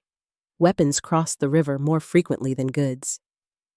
Young men spoke with excitement about honor and sacrifice, while older ones spoke with caution, remembering costs that enthusiasm tended to forget. Alice remembered costs too. She remembered earlier wars, the way enthusiasm curdled into grief. She remembered how violence did not respect intentions. She remembered how promises made during crisis were often forgotten once power stabilized. Still, she did not dismiss the revolutionary moment. She sensed its inevitability. Something had shifted beyond repair. Authority had lost its quiet legitimacy. Obedience now required justification, and justification was no longer convincing. Philadelphia transformed again. The city buzzed with urgency. Committees formed, alliances hardened. Neighbors watched one another carefully. Gauging loyalty and resolve, neutrality became suspect. Silence, once safe, became ambiguous. Alice stood apart from this polarization. She had lived under British rule. She had lived under colonial governance. Neither had granted her full humanity, the outcome of this conflict. She knew, would not suddenly deliver equality, and yet she understood why people fought. The desire to define one's own fate was powerful. She had lived long enough to respect that instinct, even when it excluded her, as tensions escalated. Alice noticed how history began accelerating. Events that once took years now unfolded in months. Decisions made hastily reshaped lives permanently. People who had once spoken cautiously now acted decisively. The whisper had become momentum. Alice listened to talk of independence with the same attentiveness she had always practiced. She noticed contradictions, hopes, and blind spots. She cataloged the language of liberty alongside the reality of exclusion. She knew that if independence came, it would be celebrated as a beginning. She also knew it would not erase the past. The closer the break approached, the more Alice sensed that she was living through a moment people would later simplify. They would remember speeches and battles, dates and heroes. They would forget hesitation, fear, compromise, and contradiction. Alice did not forget. She stood quietly at the edge of the nation's turning point, absorbing details that would later be flattened into legend. When the break finally came, it would feel sudden to those caught inside it. To Alice, it would feel familiar. She had seen worlds change before, and she knew that whatever emerged from the fracture would carry the same human flaws, just rearranged under a different name. The whispers had grown too loud to ignore. The break was coming, and Alice, once again, was watching history inhale before it spoke. When the break finally came, it did not arrive with clarity. It arrived with confusion. Alice did not wake up one morning to a new world fully formed.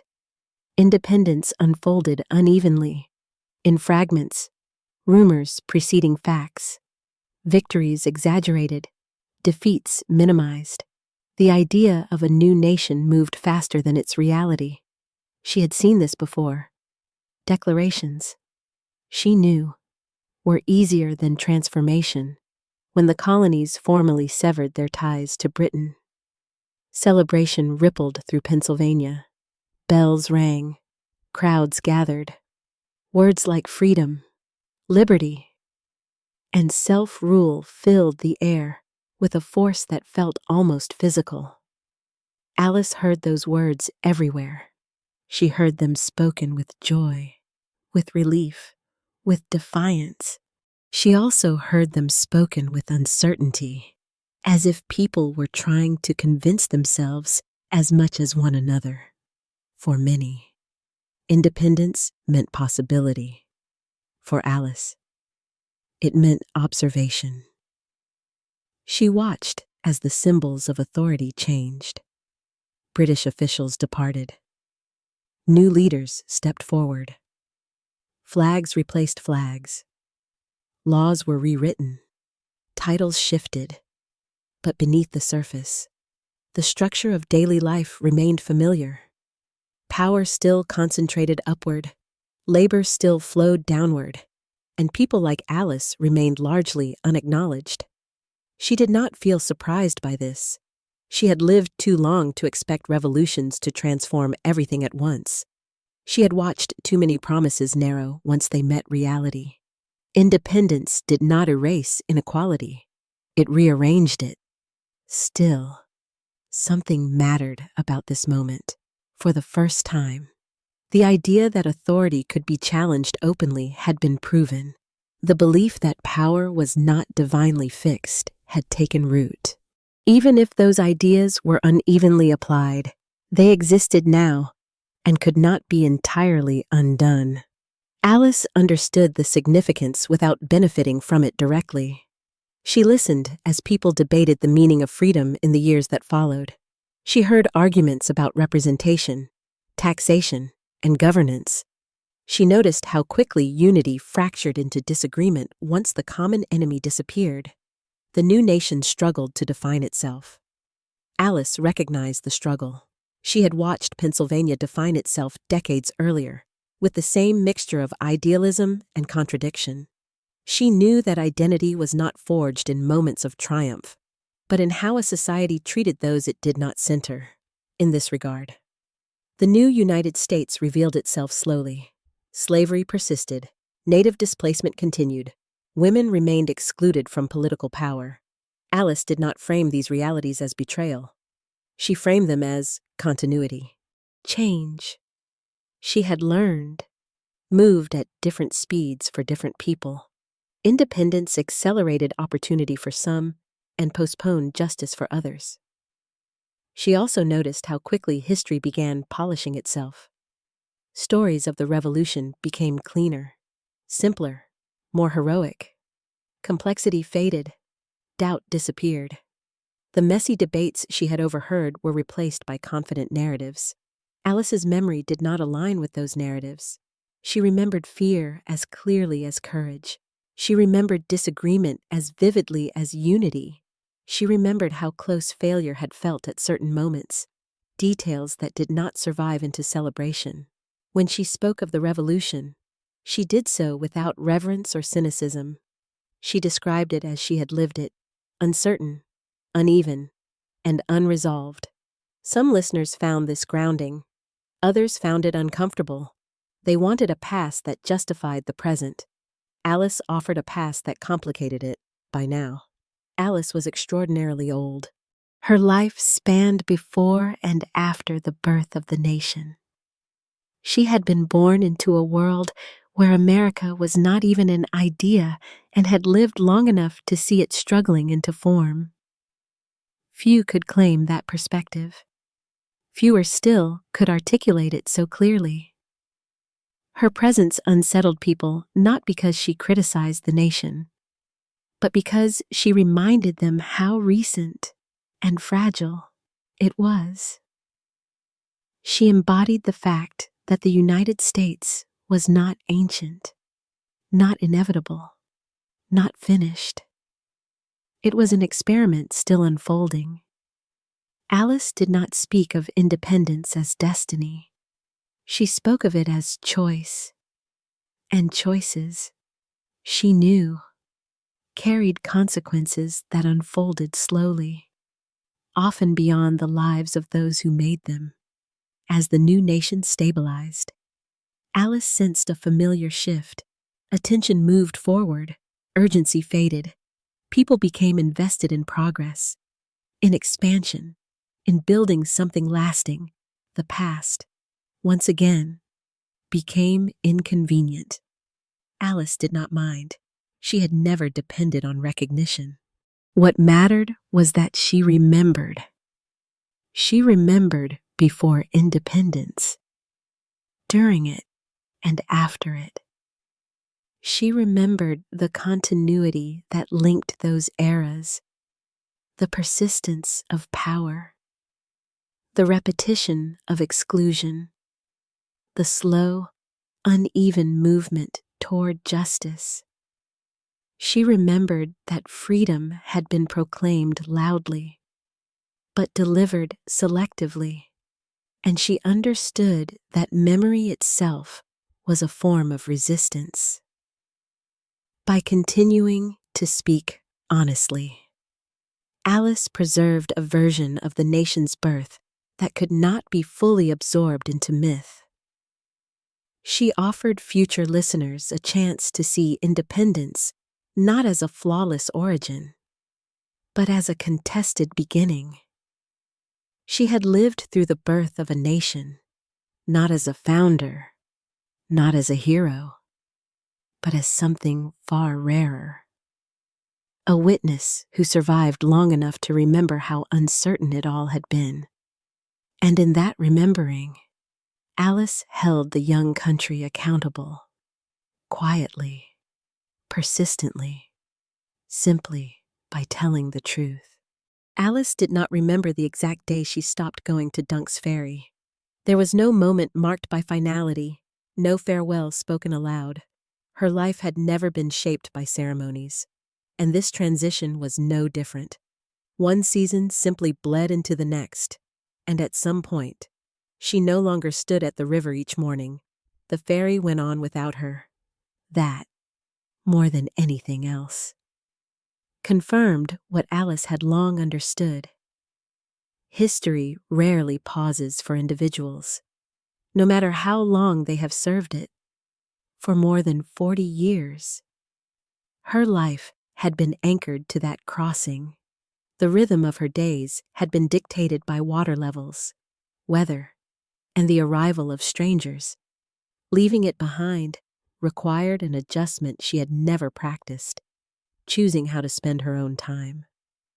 Freedom, she discovered, was disorienting, not because she feared it, but because she had lived so long without it that structure had replaced choice. Now, there was no bell, no schedule, no expectation of her presence at the river's edge. Days opened up in unfamiliar ways. Alice remained close to the Delaware. She had no desire to sever herself from the landscape that had shaped her memory.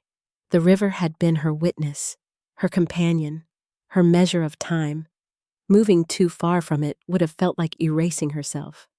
So she settled into a quieter life nearby, living modestly, dependent on no one's daily command. Whether she was formally freed or simply released from duty is unclear. What mattered to Alice was practical reality. No one claimed her labor anymore. She belonged to herself. That autonomy arrived late, but she received it without hesitation. She did not waste it longing for what might have been. She used it deliberately, grounding herself in routine that was chosen rather than imposed. She worked when she needed to. She rested when her body demanded it. She spoke when she felt compelled to speak. People noticed the change. Those who had known her from the ferry now encountered her in different contexts. Sitting, talking, reflecting rather than standing and counting, without the demands of her former role. Alice's voice carried more weight. She was no longer interrupted by travelers in a hurry. Conversation slowed. She had time, and with time came a fuller telling. Alice spoke more openly of the past now, not because she sought attention, but because she sensed its importance. The nation was young. Its memory was still forming. The temptation to simplify was strong. She did not simplify. She described Dunk's Ferry as it had been. Not romantic, not miserable, simply real. She spoke of her childhood enslavement without bitterness, but without apology. She spoke of men now celebrated, describing their virtues alongside their limitations. People listened differently now. She was no longer the woman facilitating their movement. She was the woman who had outlived movement itself. As Alice aged further, she became increasingly aware of her own rarity. Not in terms of pride, but in perspective. Few people remained alive who remembered Pennsylvania before it believed in itself. Fewer still had observed it from outside power, while remaining close enough to hear everything. She understood that her memory filled gaps that documents could not. Written records captured decisions. Alice remembered hesitation. They recorded agreements. She remembered conversations that preceded them. They celebrated outcomes. She remembered costs. This awareness did not burden her. It steadied her. She spoke carefully, aware that what she said might one day be repeated without her there to correct it. Precision mattered. She avoided exaggeration. She avoided speculation. She told only what she knew to be true. Her reputation for accuracy deepened. People traveled intentionally to speak with her. Some came out of curiosity. Others came seeking confirmation of stories passed down imperfectly. A few came with skepticism, expecting folklore rather than fact. Most left convinced. Alice did not argue to persuade them. Her memory did that work on its own, physically. The years were catching up with her. Her strength diminished. Tasks that had once been effortless now required rest, but her mind remained organized, alert, reliable.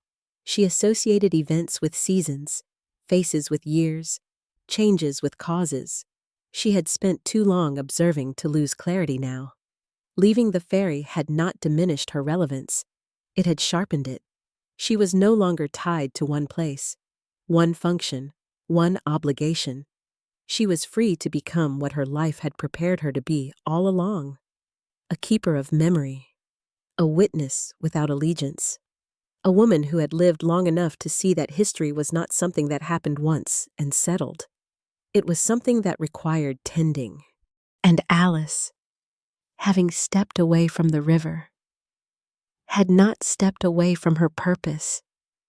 She was just beginning to fulfill it on her own terms. Alice did not announce her freedom. There were no papers signed in her presence, no public acknowledgement, no moment when a crowd gathered to witness the change.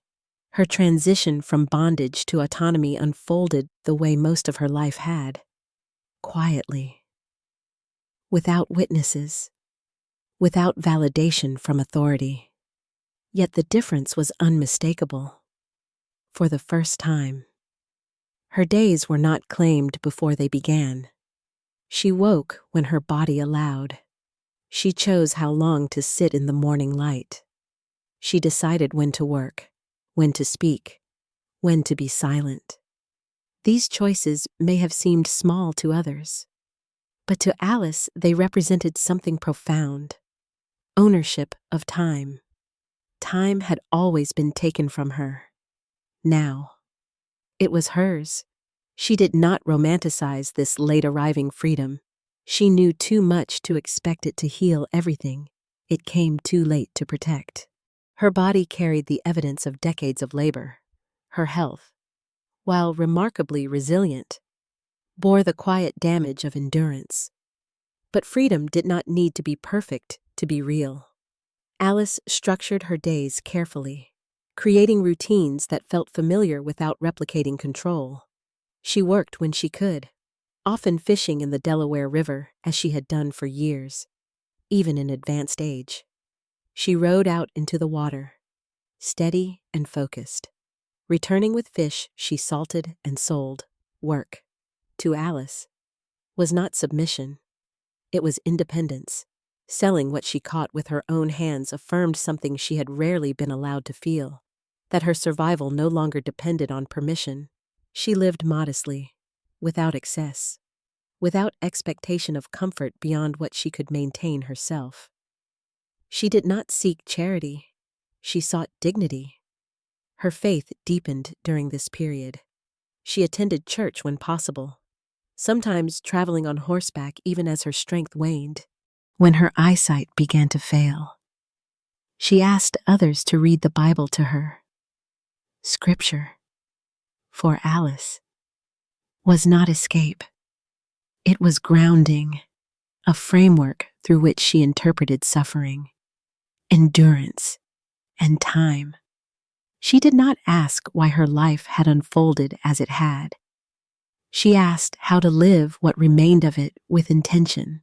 As her freedom became known, people interacted with her differently, without the context of the ferry. Conversations slowed. There was no line of travelers waiting impatiently behind them, no urgency pulling attention away. They sat with her. They listened. Alice noticed that people asked better questions now.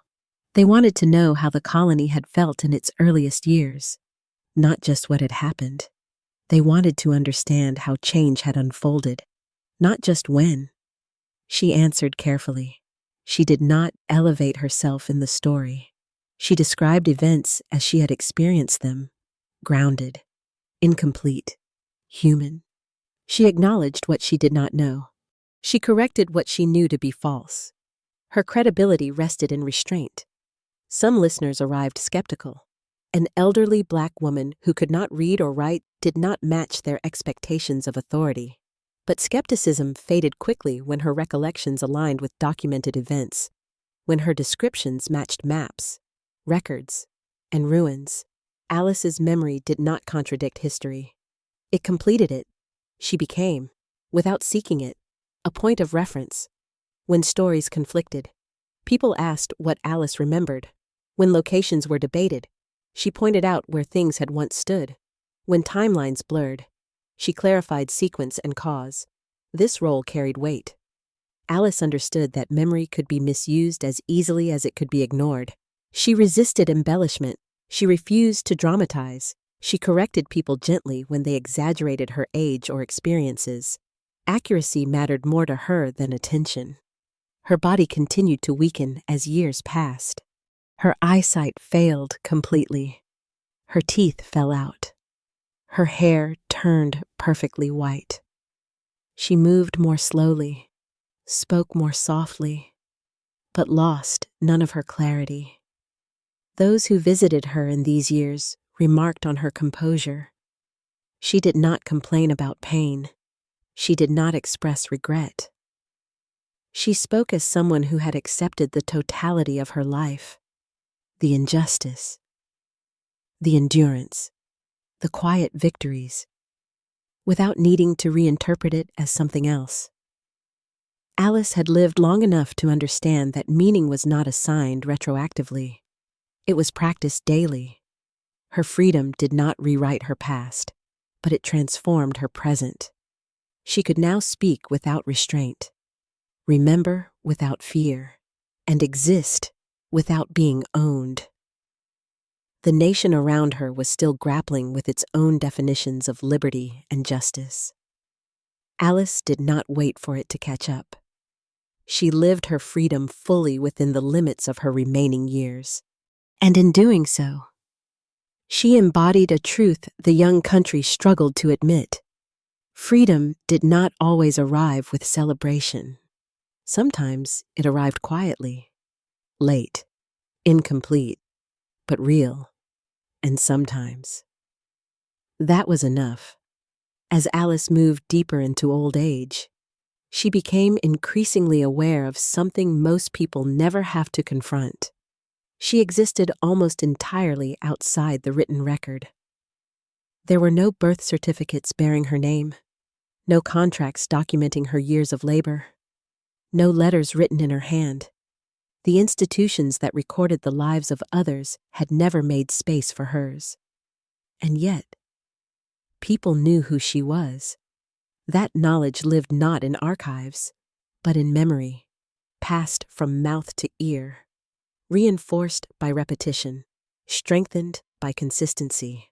Alice understood this distinction intuitively. She had lived long enough to see how easily written records could be altered, lost, or selectively preserved. Memory, when shared carefully, endured differently. Visitors who came to see Alice in her later years often arrived with notebooks, questions prepared in advance. They wanted details, names, dates, places, hoping to capture her recollections before they vanished. Alice cooperated, but she did not perform.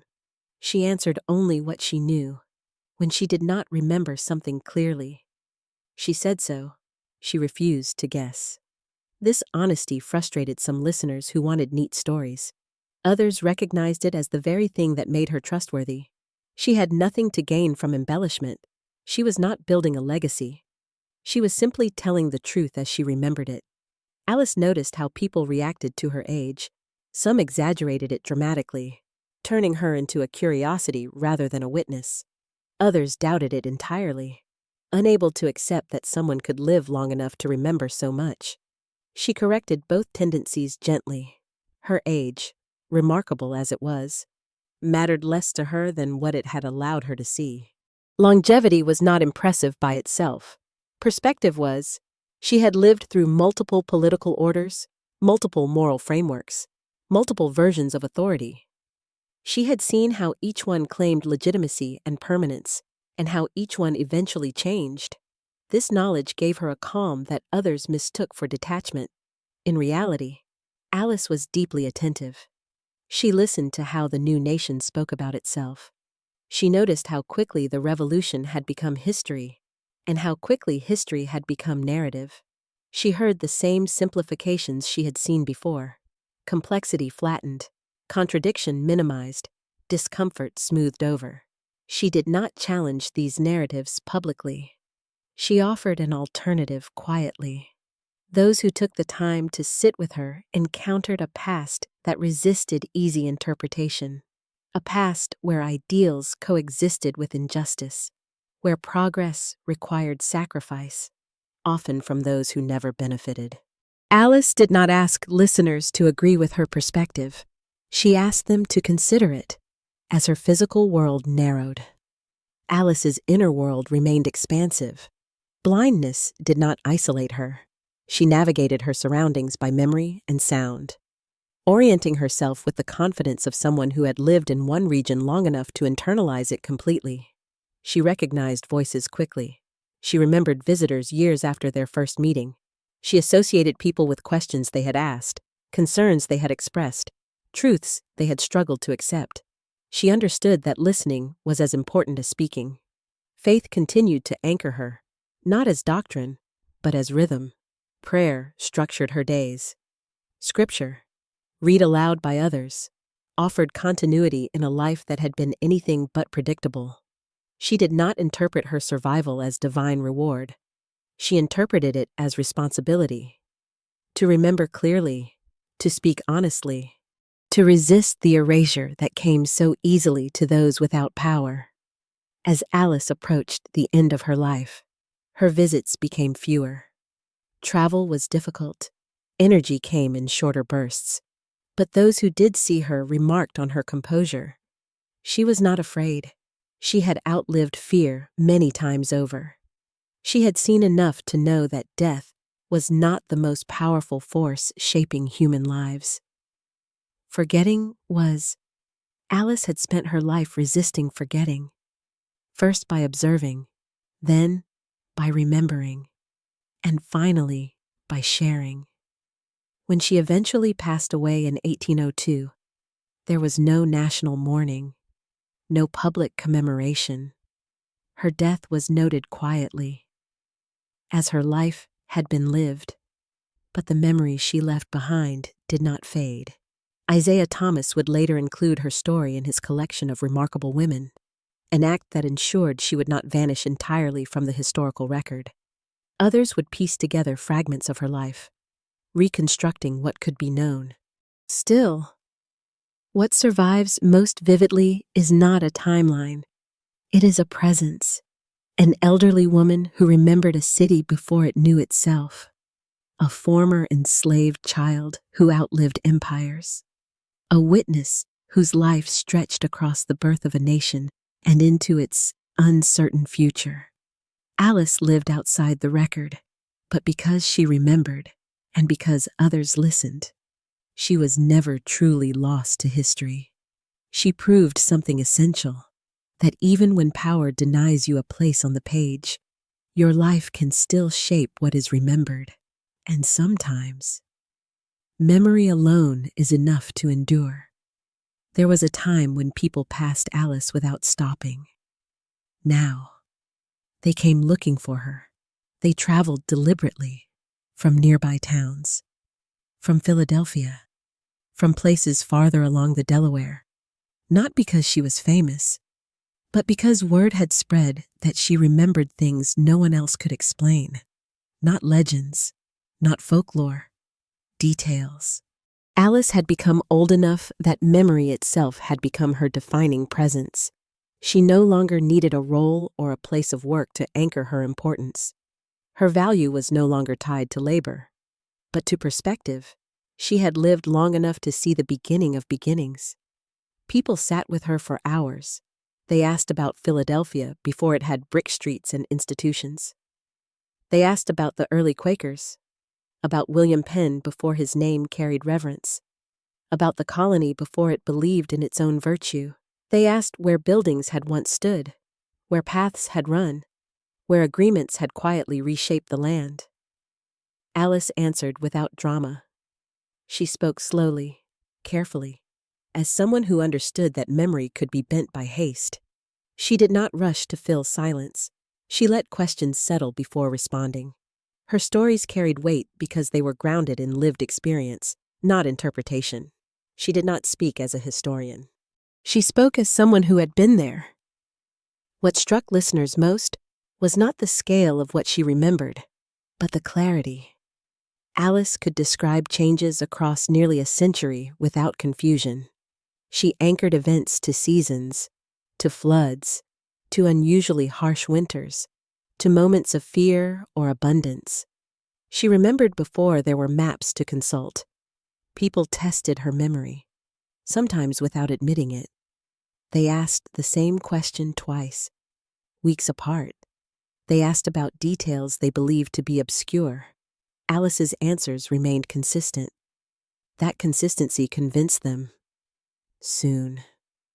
Alice was known not simply as an elderly woman with stories, but as a reliable source, someone whose recollections aligned with records where records existed, and filled gaps where they did not. She had become a living reference. This role did not inflate her sense of self. Alice did not see herself as exceptional. She saw herself as someone who had survived long enough to carry something forward. If others found value in that, it was because the past itself had value, not because she demanded recognition. She also noticed how the act of listening changed people. Those who came with assumptions often left unsettled. Those who came seeking affirmation sometimes encountered contradiction. Alice did not correct anyone harshly. She simply told what she remembered. Memory, when offered calmly, could challenge more effectively than argument. Her visitors came from different backgrounds. Some were curious. Some were skeptical. Some were quietly seeking to understand how the nation they lived in had become what it was. Alice did not frame her stories to fit any political vision. She described a Pennsylvania that was uncertain, conflicted, and unfinished. She described leaders who were sincere and limited. She described ideals that coexisted with injustice, She did not condemn. She did not excuse. She remembered. As the years passed, Alice became increasingly aware that her life now served a different function than it once had. She was no longer enduring history. She was preserving it. Her body was fragile by now. Walking took effort. Her eyesight was gone, but her mind remained ordered, precise, steady. Visitors often remarked that she seemed to grow more focused as her physical world narrowed. She had fewer distractions. Memory filled the space. She understood that what she carried would disappear when she did, unless others took responsibility for it. She did not panic about this. She trusted that truth, once shared, had a way of resurfacing. Some of her visitors wrote down what she said. Others repeated it to friends. A few would later become sources themselves, recalling what Alice had told them when they were younger. In this way, her memory began to move outward. It no longer lived only inside her.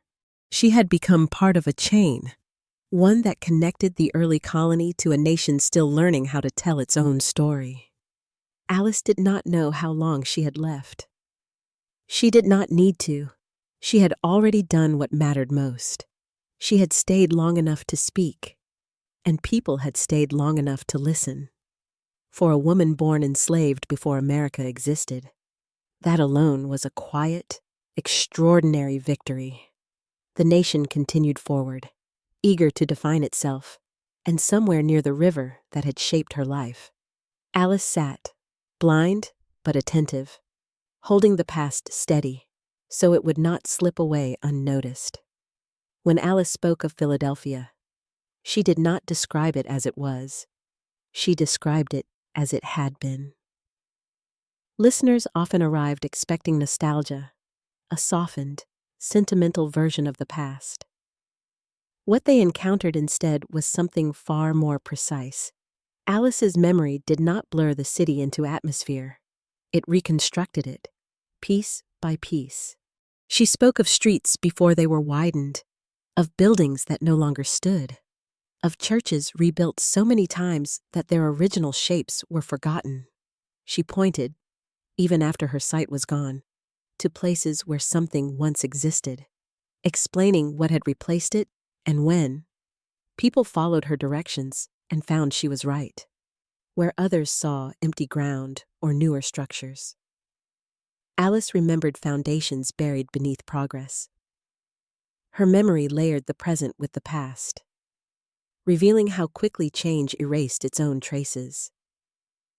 She remembered when Philadelphia was cautious, when fire was a constant threat, when disease spread easily through close quarters, when survival required cooperation rather than confidence. She remembered neighbors depending on one another, not out of kindness, but necessity. As the city grew wealthier, she noticed something fade. Urgency gave way to assumption. Community gave way to hierarchy. Ideals hardened into identity. Philadelphia began to see itself as exceptional, moral, progressive, enlightened. Alice remembered when it had not been any of those things. She remembered doubt. She remembered compromise. She remembered fear. When she spoke of the city's founders, she did so without reverence or resentment. She described them as men navigating uncertainty, often improvising, sometimes contradicting themselves. She remembered their debates, their hesitations, their private frustrations. This perspective unsettled listeners who had learned to view early leaders as fully formed symbols. Alice had known them before they were symbols. She also remembered those who did not make it into the city's official memory. Enslaved people whose labor shaped households and businesses without acknowledgement. Native families who moved through the region before treaties narrowed their world. Women whose work sustained communities without ever being documented. These names were often lost. Alice remembered faces instead. She did not always recall names, but she remembered presence, who crossed the river, who stopped coming, who disappeared without explanation. She remembered how absence accumulated. When visitors asked why certain things had changed, Alice resisted simple answers. She explained that change rarely came from a single cause. It came from pressure, economic, political, social, building slowly until something gave way. Philadelphia's transformation, she suggested, was not inevitable. It was chosen. She did not say this accusingly. She said it factually.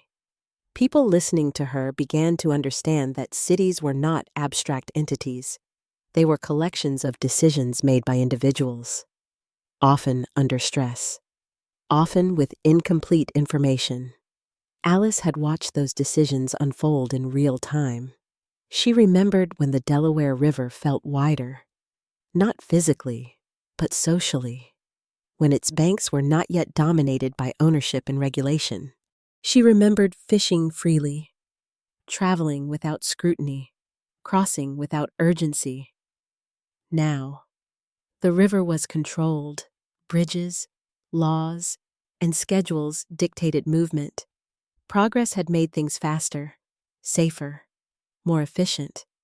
It had also narrowed them. Alice did not argue that the past was better. She argued that it was different, and that difference mattered. Her memory offered something rare, a way to see growth without glorifying it, and loss without romanticizing it. She acknowledged improvements while naming costs. She understood that both could exist at the same time. This balance made her difficult to categorize. She was not nostalgic. She was not cynical. She was exact. Visitors often left her feeling unsettled in ways they could not immediately articulate. The city they thought they knew felt thinner, less solid. Its origins felt closer, more fragile, less heroic. Alice did not intend this effect. She simply remembered aloud. As her body weakened further, Alice spent more time seated, less time moving. Her voice softened, but her cadence remained steady. She conserved energy carefully, choosing conversations that felt purposeful. She did not speak endlessly. She spoke deliberately. She sensed that her time was narrowing, and with it, opportunities to pass on what she carried. She did not rush. She trusted that those who needed to hear her would come. Some did. Among them were people who would later speak of her to others, preserving fragments of her memory long after she was gone. They would describe an elderly woman who could reconstruct a city from recollection alone, whose mind functioned like a map drawn across decades. Alice did not know how she would be remembered. She did not try to control it. She had already learned that memory, once released, followed its own path. All she could do was offer it honestly. Philadelphia continued to change. New buildings rose, old ones disappeared. Generations replaced one another. The city moved forward, confident in its story, and near the river. Alice sat quietly, holding an earlier version of the city in her mind, not to resist progress, but to ensure that what had been erased was not entirely forgotten. She had outlived the Philadelphia of her childhood. She was now living as its memory, and as long as she spoke, the city could not fully forget where it had come from. By the time Alice reached the final stretch of her life, people no longer came to her by coincidence. They came with intention. They came because they had heard that there was a woman near the Delaware River who could remember Pennsylvania before it learned how to remember itself. A woman whose memory reached farther back than most written records. A woman who spoke with clarity about a time that had already begun to harden into myth without ever choosing the role. Alice had become something unprecedented in America, an oral historian. She did not use that term. No one did at the time. But the function was unmistakable. Where documents failed, she filled the gaps. Where records contradicted one another, her recollections clarified sequence and context. where official history smoothed away uncertainty. She reintroduced it. She had lived long enough for memory to become evidence. Travelers, scholars, clergy, and curious citizens sought her out. Some arrived skeptical, expecting exaggeration from a woman of such advanced age. Others arrived hoping to hear their beliefs confirmed. Alice disappointed both groups in the same way. She told the truth as she remembered it. Her stories were not dramatic. She did not raise her voice or embellish details. She did not frame events to inspire awe or outrage. She described what had happened, how it felt at the time, and what followed afterward. That restraint gave her authority. Listeners noticed that her recollections did not shift with repetition. When asked the same question weeks or months apart, her answers aligned when pressed for detail. She provided it carefully, and when she did not know something, she said so plainly. This honesty built trust. People began repeating what Alice had told them, often prefacing it with phrases like, "Alice said," or, "The old woman by the river remembers when." In this way, her memory moved outward, carried by others, embedding itself into local understanding. She became a reference point. Alice understood the weight of this role more than anyone realized. She knew that memory, once shared, could be reshaped by those who carried it.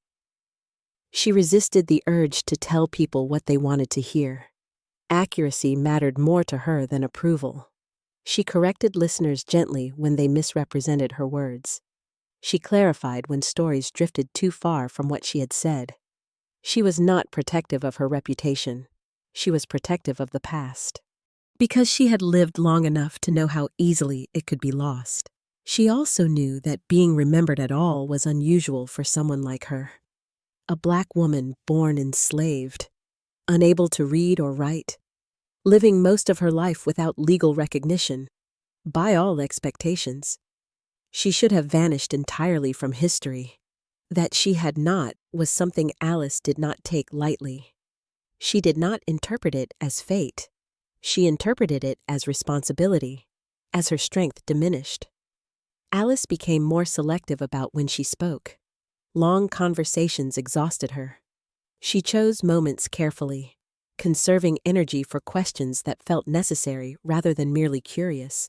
She was not withdrawing. She was refining. Visitors noticed that when Alice spoke, she did so with intention. There was no urgency in her voice, no anxiety about being heard. She had already been heard enough to know that force was unnecessary. What she offered was continuity. She linked generations together not through dates, but through lived experience. She could say, "I remember when this was not here," or "I remember before that law existed," or "I remember when people believed something different." These statements carried power because they collapsed distance. They reminded listeners that history was not abstract. It was embodied. Alice had embodied it longer than anyone around her in these years. She was often described as calm, moderate, and deeply honest. She lived simply. She avoided excess. She spoke thoughtfully. There was nothing theatrical about her presence. That simplicity made her memory harder to dismiss. People expected history to be grand. Alice showed them that it was ordinary, built from routine decisions repeated over time. She showed them that injustice did not always announce itself loudly. It accumulated quietly, often unnoticed by those benefiting from it. She also showed them that endurance itself was a form of testimony. Alice had endured long enough to remember what others had forgotten. As her life neared its end, she did not attempt to summarize her experiences or draw conclusions for others. She did not frame her life as a lesson. She trusted listeners to do that work themselves. When Alice died in 1802, her absence was felt more deeply than many expected. People realized that a living connection to the colony's earliest years had vanished. Something irreplaceable had been lost, but not entirely, because Alice had spoken, and others had listened. Isaiah Thomas would later preserve her story in print, ensuring that she would not disappear completely, but long before ink touched paper. Alice had already shaped how Pennsylvania remembered itself, quietly, persistently, truthfully. She had become the nation's memory before it learned how to keep one. She was not the first American historian by title, but in practice, she may have been one of the first who truly mattered, because she remembered from the margins, and history, when finally forced to confront itself honestly, always needs voices like hers. By the time Alice entered what would become the final decade of her life, freedom was no longer a question of law. It was a condition she lived daily. Pennsylvania's gradual abolition of slavery in 1780 had formalized what Alice's life had already moved toward in practice. She was no one's property. No one claimed her labor. No ledger listed her value. The law had finally caught up, however imperfectly, with a reality she had inhabited quietly for years. Alice did not celebrate this moment publicly. She had learned that legal recognition often arrived long after its meaning had already been earned through endurance. Still, the shift mattered. It marked the first time the society around her officially acknowledged what her life had demonstrated all along: that ownership of another human being could not be justified. Freedom, however, did not arrive with ease. Alice was extraordinarily old. Her body carried the strain of a century of labor, exposure, and restraint. She did not suddenly gain protection, wealth, or security. Freedom did not erase vulnerability. It reframed it. She lived modestly, supported by her own work and by a community that respected her, but did not revolve around her. She continued to fish in the Delaware River even into extreme old age, rowing out with steady hands long after others would have surrendered such effort. Fishing was not nostalgia. It was autonomy. Each trip onto the river affirmed that her survival depended on her own decisions, not on permission. She salted and sold the fish she caught, sustaining herself without charity. In this way, Alice preserved independence not as an idea, but as a daily practice. Her faith deepened during these years. Religion had always been present in her life, shaped by Quaker influence and personal conviction. Now, it became a source of structure and meaning as her physical world narrowed. When her eyesight failed completely, she asked others to read the Bible aloud to her. She listened attentively. Scripture did not promise her restitution for what she had endured. It offered rhythm, perspective, and grounding. Alice did not interpret her long life as divine reward. She interpreted it as responsibility, to remain present, thoughtful, and honest until the end. Even as blindness took her sight, it did not take her awareness. She navigated familiar spaces by memory. She recognized voices instantly. She oriented herself through sound, touch, and recollection. Visitors often remarked that losing her sight seemed only to sharpen her attentiveness. She had lived long enough to internalize the world around her. Alice continued attending church as long as her body allowed, sometimes traveling on horseback despite her age. The image astonished those who saw her, a woman far past a century of life, frail but composed, still insisting on participation rather than withdrawal. She did not retreat from the world. She narrowed her engagement with intention. Conversation became more selective. She conserved energy for exchanges that felt meaningful. She spoke less often, but when she did, people listened with greater care. She had outlived nearly everyone she had known in childhood and adulthood. Generations had replaced one another around her. The past she carried was no longer shared memory. It existed almost entirely within her. This isolation did not embitter her. It clarified her. Alice understood that survival had placed her in a unique position. She was no longer simply remembering for herself. She was remembering on behalf of a community, a city, a nation that had already begun forgetting its own beginnings. She did not feel burdened by this role. She felt steady within it. As her body weakened further, Alice's world grew quieter, but her presence remained powerful. Those who visited her in these years described a woman marked by calm, moderation, and dignity. She did not complain about pain. She did not dwell on injustice. She spoke as someone who had already made peace with the totality of her life. Freedom, to Alice, was no longer about change. It was about completion. She had lived enslaved. She had lived bound to labor. She had lived unseen. And now, she lived free. Not because the world had transformed fully, but because she had endured long enough to outlast what once defined her. Her old age was not marked by decline alone. It was marked by arrival. She had reached a point few ever do, where the urgency of proving, striving, or surviving gave way to something quieter and more powerful. Presence. Alice was still here, still remembering, still speaking when it mattered. And the nation that had once ignored her now stood, unknowingly, on the foundation of memory she had helped preserve. Her final years were not dramatic. They were complete. And in that completeness, Alice embodied a truth America was still learning how to face, that freedom's deepest meaning is not found in declarations, but in the quiet dignity of a life finally lived on its own terms, in her final years. Alice lived in a way that confounded those who tried to understand her through ordinary measures. She was impossibly old by the standards of the time. Her body had thinned. Her movements were slow and deliberate. Her eyesight was gone entirely.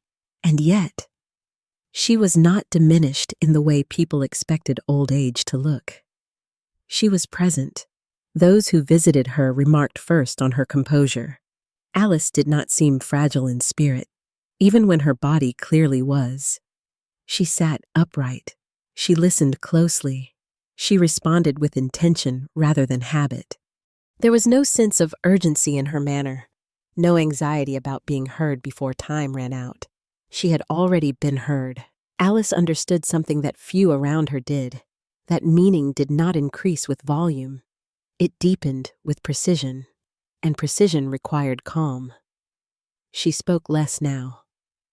But what she said carried weight. Her words were not scattered recollections. They were ordered, deliberate, anchored in sequence. She still corrected errors when she heard them. She still clarified misunderstandings. Her memory, far from dissolving, seemed to have settled into something stable and enduring. Blindness did not isolate her. She recognized people by their voices, by the way they breathed before speaking, by the cadence of their questions. She remembered previous conversations clearly, often referencing something a visitor had said months or years earlier. This unsettled people. They expected her memory to fail before her body did. Instead, it seemed to outlast it. Alice's daily life was quiet but not empty. She woke early. She prayed. She listened. She rested when necessary, when weather and strength allowed. She still went near the river, accompanied by others. The Delaware remained a presence in her life, not as a place of labor anymore, but as a familiar companion. She had spent too much of her life beside it to imagine living without it. Her faith became more contemplative than expressive. She did not preach. She did not interpret scripture publicly. She listened to passages read aloud and reflected privately. Religion, for Alice, was not about explanation. It was about endurance. She did not ask why she had lived so long. She did not frame her survival as a lesson to others. She accepted her life as it had unfolded, without reshaping it into something more comfortable. This acceptance made her unsettling to some. People often expected the elderly, especially those who had suffered, to express either gratitude or bitterness. Alice expressed neither. She spoke of her life plainly, without apology and without anger. She did not soften what had been hard. She did not exaggerate what had been remarkable. That balance made her difficult to categorize. Visitors left her presence feeling quieter than when they arrived. Conversations slowed. Questions lingered unanswered. Not because Alice had avoided them, but because she had answered them too honestly to be resolved easily. She did not offer closure. She offered continuity. As news of her advanced age spread, curiosity increased. Some came simply to see her, to confirm that such a life was possible. Others came seeking inspiration, proof of resilience, reassurance that survival itself could be meaningful. Alice did not perform for them.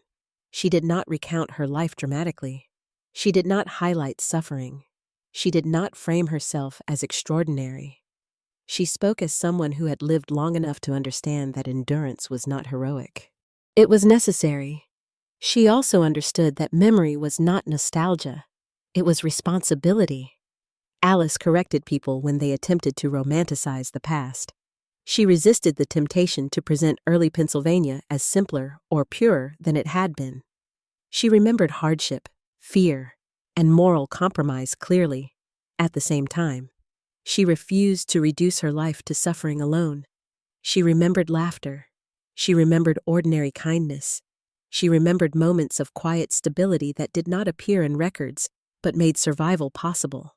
This complexity made her memory valuable. It resisted reduction. As her health declined further, Alice required more assistance. Walking became difficult. Her voice softened. Long conversations tired her. But her mind remained steady. Those closest to her noticed something remarkable. Alice did not seem to be waiting for death. She was still living. She engaged with the present as fully as her body allowed. She listened to news. She asked questions. She expressed curiosity about changes she could no longer see. She remained anchored in the world. When she spoke of death, she did so without fear, not because she dismissed it, but because she had already lived beyond expectations so many times that the boundary no longer felt absolute. She had lived before America existed. She had lived through its birth. She had lived long enough to see it struggle with its own contradictions. If death came now, it would not erase what she had already done. She had remembered. She had spoken. She had endured. Alice's life refused to fade quietly into irrelevance. Even as her body weakened, her presence continued to shape those who encountered her. She reminded them, not by argument, but by example, that a life did not need recognition to matter. It needed integrity, and Alice had lived with that integrity for more than a century. As the final years narrowed, she did not cling to what remained. She rested within it, still listening, still remembering, still here. Alice did not announce that the end was near. There were no final speeches, no last attempt to gather what she had lived through into a single meaning. Her life had never unfolded in grand conclusions, and it would not end with one. The change came slowly. Her strength thinned. Rest took longer. Silence stretched comfortably between moments of speech. Those closest to her noticed that she listened more than she spoke now, not because she had nothing left to say, but because she had already said what mattered. She had learned long ago that words did not gain importance by being repeated. Alice spent her final days much as she had spent her final years, calmly, attentively, without urgency. She remained deeply present. Even as her body withdrew, when people spoke to her, she listened fully. when she responded. Her words were measured, precise, and unforced. There was no fear in her voice. Those who visited her sensed this immediately. Death, when it approached Alice, did not feel dramatic or cruel. It felt like a closing of a circle that had been open for an unusually long time. She had outlived nearly everyone who could remember her youth.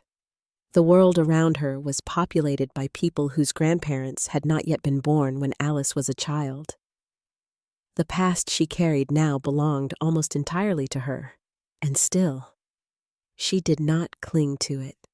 Alice understood something essential. Memory was not meant to be hoarded. It was meant to be passed on, then released. She had done that. Her visitors had carried her words away with them. Some had written them down. Others had repeated them aloud. Some would later realize, too late to ask her again, how rare her perspective had been. Alice did not worry about this. She trusted that truth, once spoken honestly, did not disappear completely. In 1802, Alice died quietly. There was no public announcement worthy of the scope of her life, no ceremony that matched the length of her endurance, no recognition from the nation she had lived long enough to witness being born. She was believed to be around 116 years old, if that number is even close to accurate. Alice had lived through more change than most people ever could. The founding of Philadelphia, the shaping of Pennsylvania, the rise and fall of colonial authority, the American Revolution, the early years of the United States, and the slow, incomplete movement toward justice. Her death did not interrupt the world, but it altered something subtler. A living connection to the earliest days of the region was gone. Only after her passing did some people fully grasp what had been lost. Alice had not merely been old.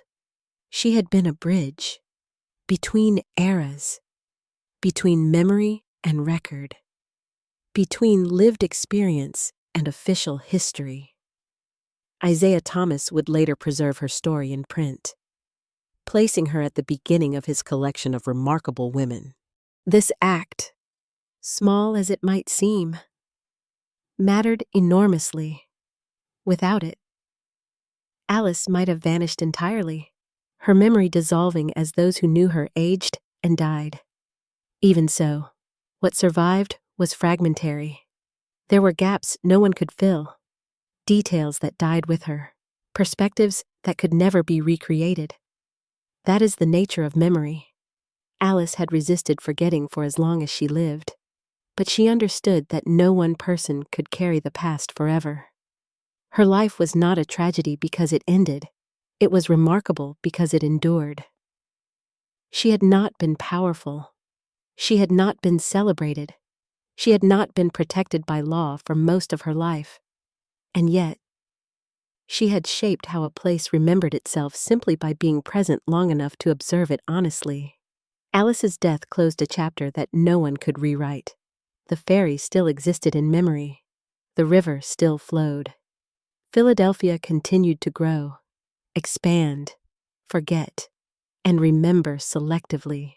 The nation moved forward, eager to define itself through progress rather than reflection. But Alice's life left behind a quiet challenge. She had shown that history was not only made by those who acted, ruled, or declared, it was also made by those who watched carefully, remembered accurately, and spoke truth without embellishment. Her absence made this clear. Once she was gone, there was no one left who could say, "I remember before." The past became fully dependent on records, interpretations, and stories shaped by power. Alice had been something else. She had been a living measure of time. Her life proved that survival itself could be a form of testimony, that enduring long enough to remember honestly was a way of resisting erasure. She died quietly, as she had lived. But the silence she left behind was not empty. It was full of everything she had carried. and for those who truly understood her significance. It marked the moment when memory became history, no longer spoken by a witness, but preserved by those who had once sat and listened. Alice of Dunk's Ferry was gone. What she had seen remained, waiting to be remembered. When Alice died, the world did not stop. The river continued to move south. The ferry crossings that had once defined her life faded into memory. Philadelphia expanded outward, building over what had come before with the confidence of a city certain of its future. This was how history usually behaved. It moved on. At first, Alice's absence felt ordinary. Old age and death were common. People who had known her spoke of her in passing. The old woman who remembered everything. The one who had stood at Dunk's Ferry. Her name appeared briefly in conversation, then less often, then only when someone asked about the distant past. Memory began to thin. This was not neglect. It was gravity, without a living voice to anchor it. The past drifted naturally toward simplification. Stories lost texture. Details blurred. Contradictions softened. But Alice did not disappear entirely, because someone had listened. Isaiah Thomas, printer, historian, and founder of the American Antiquarian Society, gathered accounts of women whose lives had mattered in ways history often overlooked. When he placed Alice at the very beginning of his collection, it was not an act of sentiment, it was recognition. He understood what others only vaguely sensed, that Alice's life was not remarkable because of what she owned, built, or commanded, but because of what she remembered. Thomas described her as honest, accurate, and astonishingly consistent. He did not frame her as folklore. He framed her as evidence. That mattered. It meant Alice crossed a threshold few like her ever did. She moved from oral memory into written record, not as an object of pity or curiosity, but as a source. Her recollections became something historians would reference, test, and trust. Even then, the record was fragile. What survived were fragments, descriptions of her age, accounts of her work at Dunk's Ferry, notes on her memory and character, mentions of her blindness, her faith, her independence in old age. Much was already gone. Her voice, her cadence, the pauses between her words, the exact phrasing of moments that never made it to paper. Those things died with her, and yet, enough remained to disrupt a comfortable narrative. Alice's existence complicated the story America liked to tell about itself. She had been born enslaved before the nation existed. She had lived long enough to see it proclaim liberty. She had outlived founders, wars, and ideologies, without ever being centered in any of them. Her life exposed a truth that was difficult to absorb, that the nation's memory depended heavily on who was allowed to speak and who was allowed to be recorded. Alice had spoken anyway. Long after her death, a plaque would mark the site of Dunk's Ferry. The marker was modest, easy to miss. It acknowledged the crossing and the woman who had worked there for decades. It did not capture her life. No plaque could, but it signaled something important, that she had existed, that she had mattered, that the place where she stood had once been held together by someone history never intended to remember. For those who paused to read it, the plaque raised questions it could not answer. Who was she, really? What had she seen that was never written down? How many others like her had lived and died without leaving even this trace? Alice's story did not offer closure. It offered perspective. It reminded anyone willing to listen that history was not just a sequence of events, but a process of selection. Some voices were amplified, others were silenced. Most were never invited to speak at all. Alice had not been invited. She had endured. And by enduring, She had carried forward a version of the past that resisted erasure, long enough for someone to notice, long enough for someone to write it down, in that sense. Alice did not lose her voice when she died. She transferred it to the page, to the plaque, to the listeners who would encounter her story generations later and realize, perhaps for the first time, that the nation they lived in had been watched into existence by someone who never benefited from its promises. Alice of Dunk's Ferry did not shape history through power. She shaped it through memory, and memory, once preserved, has a way of unsettling certainty, of reminding the present that it stands on layers it did not choose, built by lives it did not record. The witness was gone, but the questions she left behind were not. They waited, quietly, for the next listener willing to stop, look back, and ask what else had been forgotten. Alice's story does not end where her life ended. In many ways, it only begins there. Once the witness was gone, the past became easier to manage, without her voice complicating things. History could be streamlined. The early years of Pennsylvania could be framed as orderly. The founding ideals could be presented as coherent. The contradictions could be explained away as products of their time. This is what nations do. They simplify. Alice's life resisted simplification. She forced an uncomfortable realization that America was watched into existence by people who were never meant to be remembered, that the nation's earliest years were not only shaped by founders and lawmakers, but by laborers, servants, enslaved people, and observers whose names rarely survived. Alice did not merely live alongside history. She absorbed it. She saw how power spoke casually before it learned how to justify itself. She heard ideals expressed before they were polished into slogans. She watched exclusion happen not through dramatic cruelty alone, but through routine decisions no one bothered to question. This perspective matters precisely because it is not heroic. Alice did not fight in battles. She did not sign documents. She did not lead movements. She stood at a ferry, counted coins, listened carefully, and remembered. That was enough. Her life challenges a deeply ingrained assumption that history belongs primarily to those who act decisively and visibly. Alice reminds us that history also belongs to those who endure long enough to understand patterns, to recognize how often injustice repeats itself under new language. She lived through colonial rule and revolutionary rule. The names changed. The exclusions often did not. This does not mean that change was meaningless. Alice understood that better than most. She had lived long enough to see slavery abolished in Pennsylvania, something unimaginable when she was born. She had seen ideas once whispered become law. Progress was real, but it was uneven, and Alice's life refuses to let us forget that unevenness. She represents a category of historical truth that rarely survives.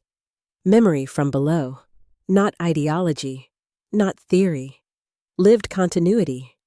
The kind that notices not just what changes, but what stubbornly remains. Her existence forces questions that are still relevant. Who gets to define the past? Whose memories become official? What is lost when history is written only from positions of power? Alice herself never asked these questions out loud. She did not need to. Her life asked them simply by existing. In modern terms, Alice would be described as an oral historian, a living archive, a primary source. But these labels risk flattening her again, turning her into a function rather than a person. Alice was not an institution. She was a woman who survived long enough to notice. She noticed that freedom was proclaimed before it was practiced. She noticed that tolerance coexisted comfortably with exploitation. She noticed that people preferred clean narratives to complicated truths. And she noticed that forgetting was often a choice. The fact that Alice's story survived at all is remarkable. Countless others like her did not. Their memories vanished with them, leaving behind only gaps that history rarely acknowledges. This is where Alice's life becomes a challenge rather than a comfort. She reminds us that what we know about the past is shaped as much by absence as by presence. That archives are not neutral. That silence often reflects power rather than insignificance. Alice was nearly lost to that silence. That she was not is due to a narrow chain of listening, people who took her seriously, who repeated her words accurately, who recorded her existence without turning her into myth. Even so, what we have is incomplete, and that incompleteness matters. It reminds us that history is not finished. It is provisional. It depends on what we choose to preserve, whose voices we trust, and how willing we are to sit with discomfort. Alice does not offer redemption. She offers responsibility. The responsibility to listen more carefully, to question narratives that feel too smooth, to recognize that endurance itself can be a form of resistance, and that remembering honestly is an ethical act.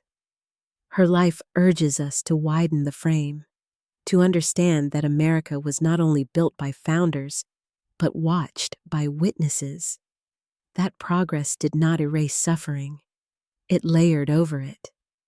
That freedom arrived late, unevenly, and at great cost to people whose names we may never know. Alice knew this intuitively. She lived it. She did not demand recognition. She did not seek to be remembered.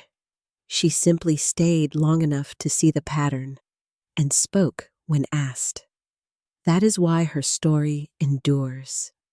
Not because it flatters the nation, but because it clarifies it. Alice of Dunk's Ferry stands as proof that history is not only something we inherit, it is something we choose, again and again, through what we remember, what we record, and what we allow to fade.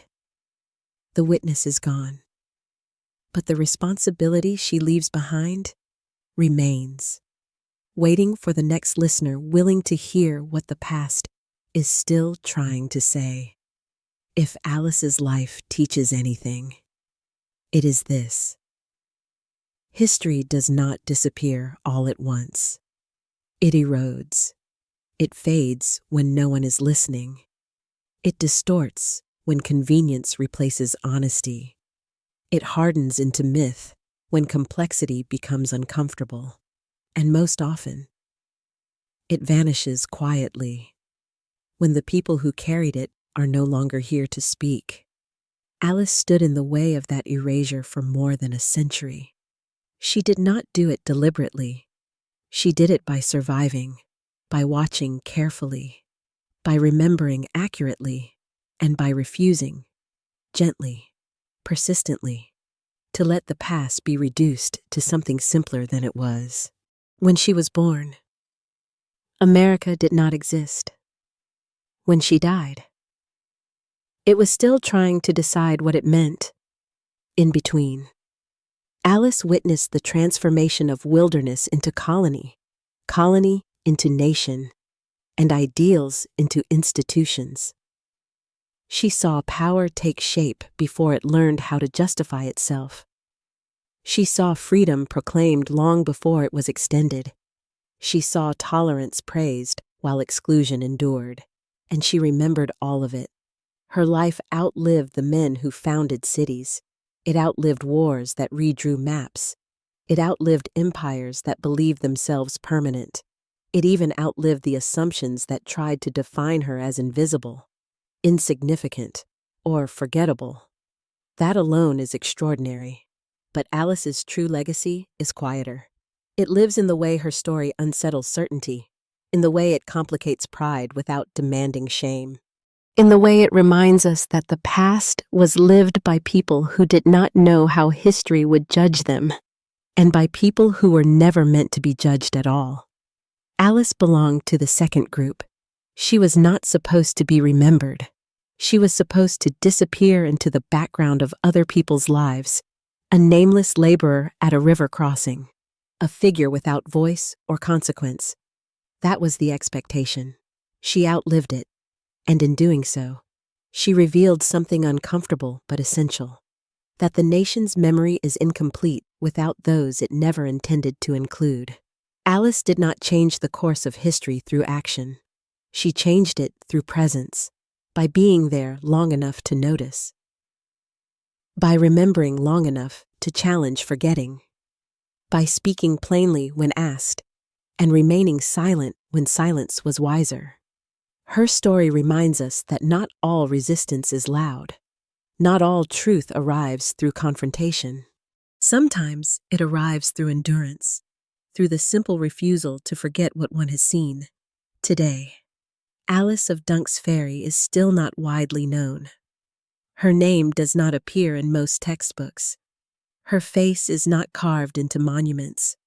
Her life is rarely invoked when the nation tells stories about its origins. And yet, she remains. She remains in the gaps she exposes, in the questions her life forces us to ask, in the realization that history is not only what is written, but what is remembered long enough to be written down. Alice's life does not offer comfort.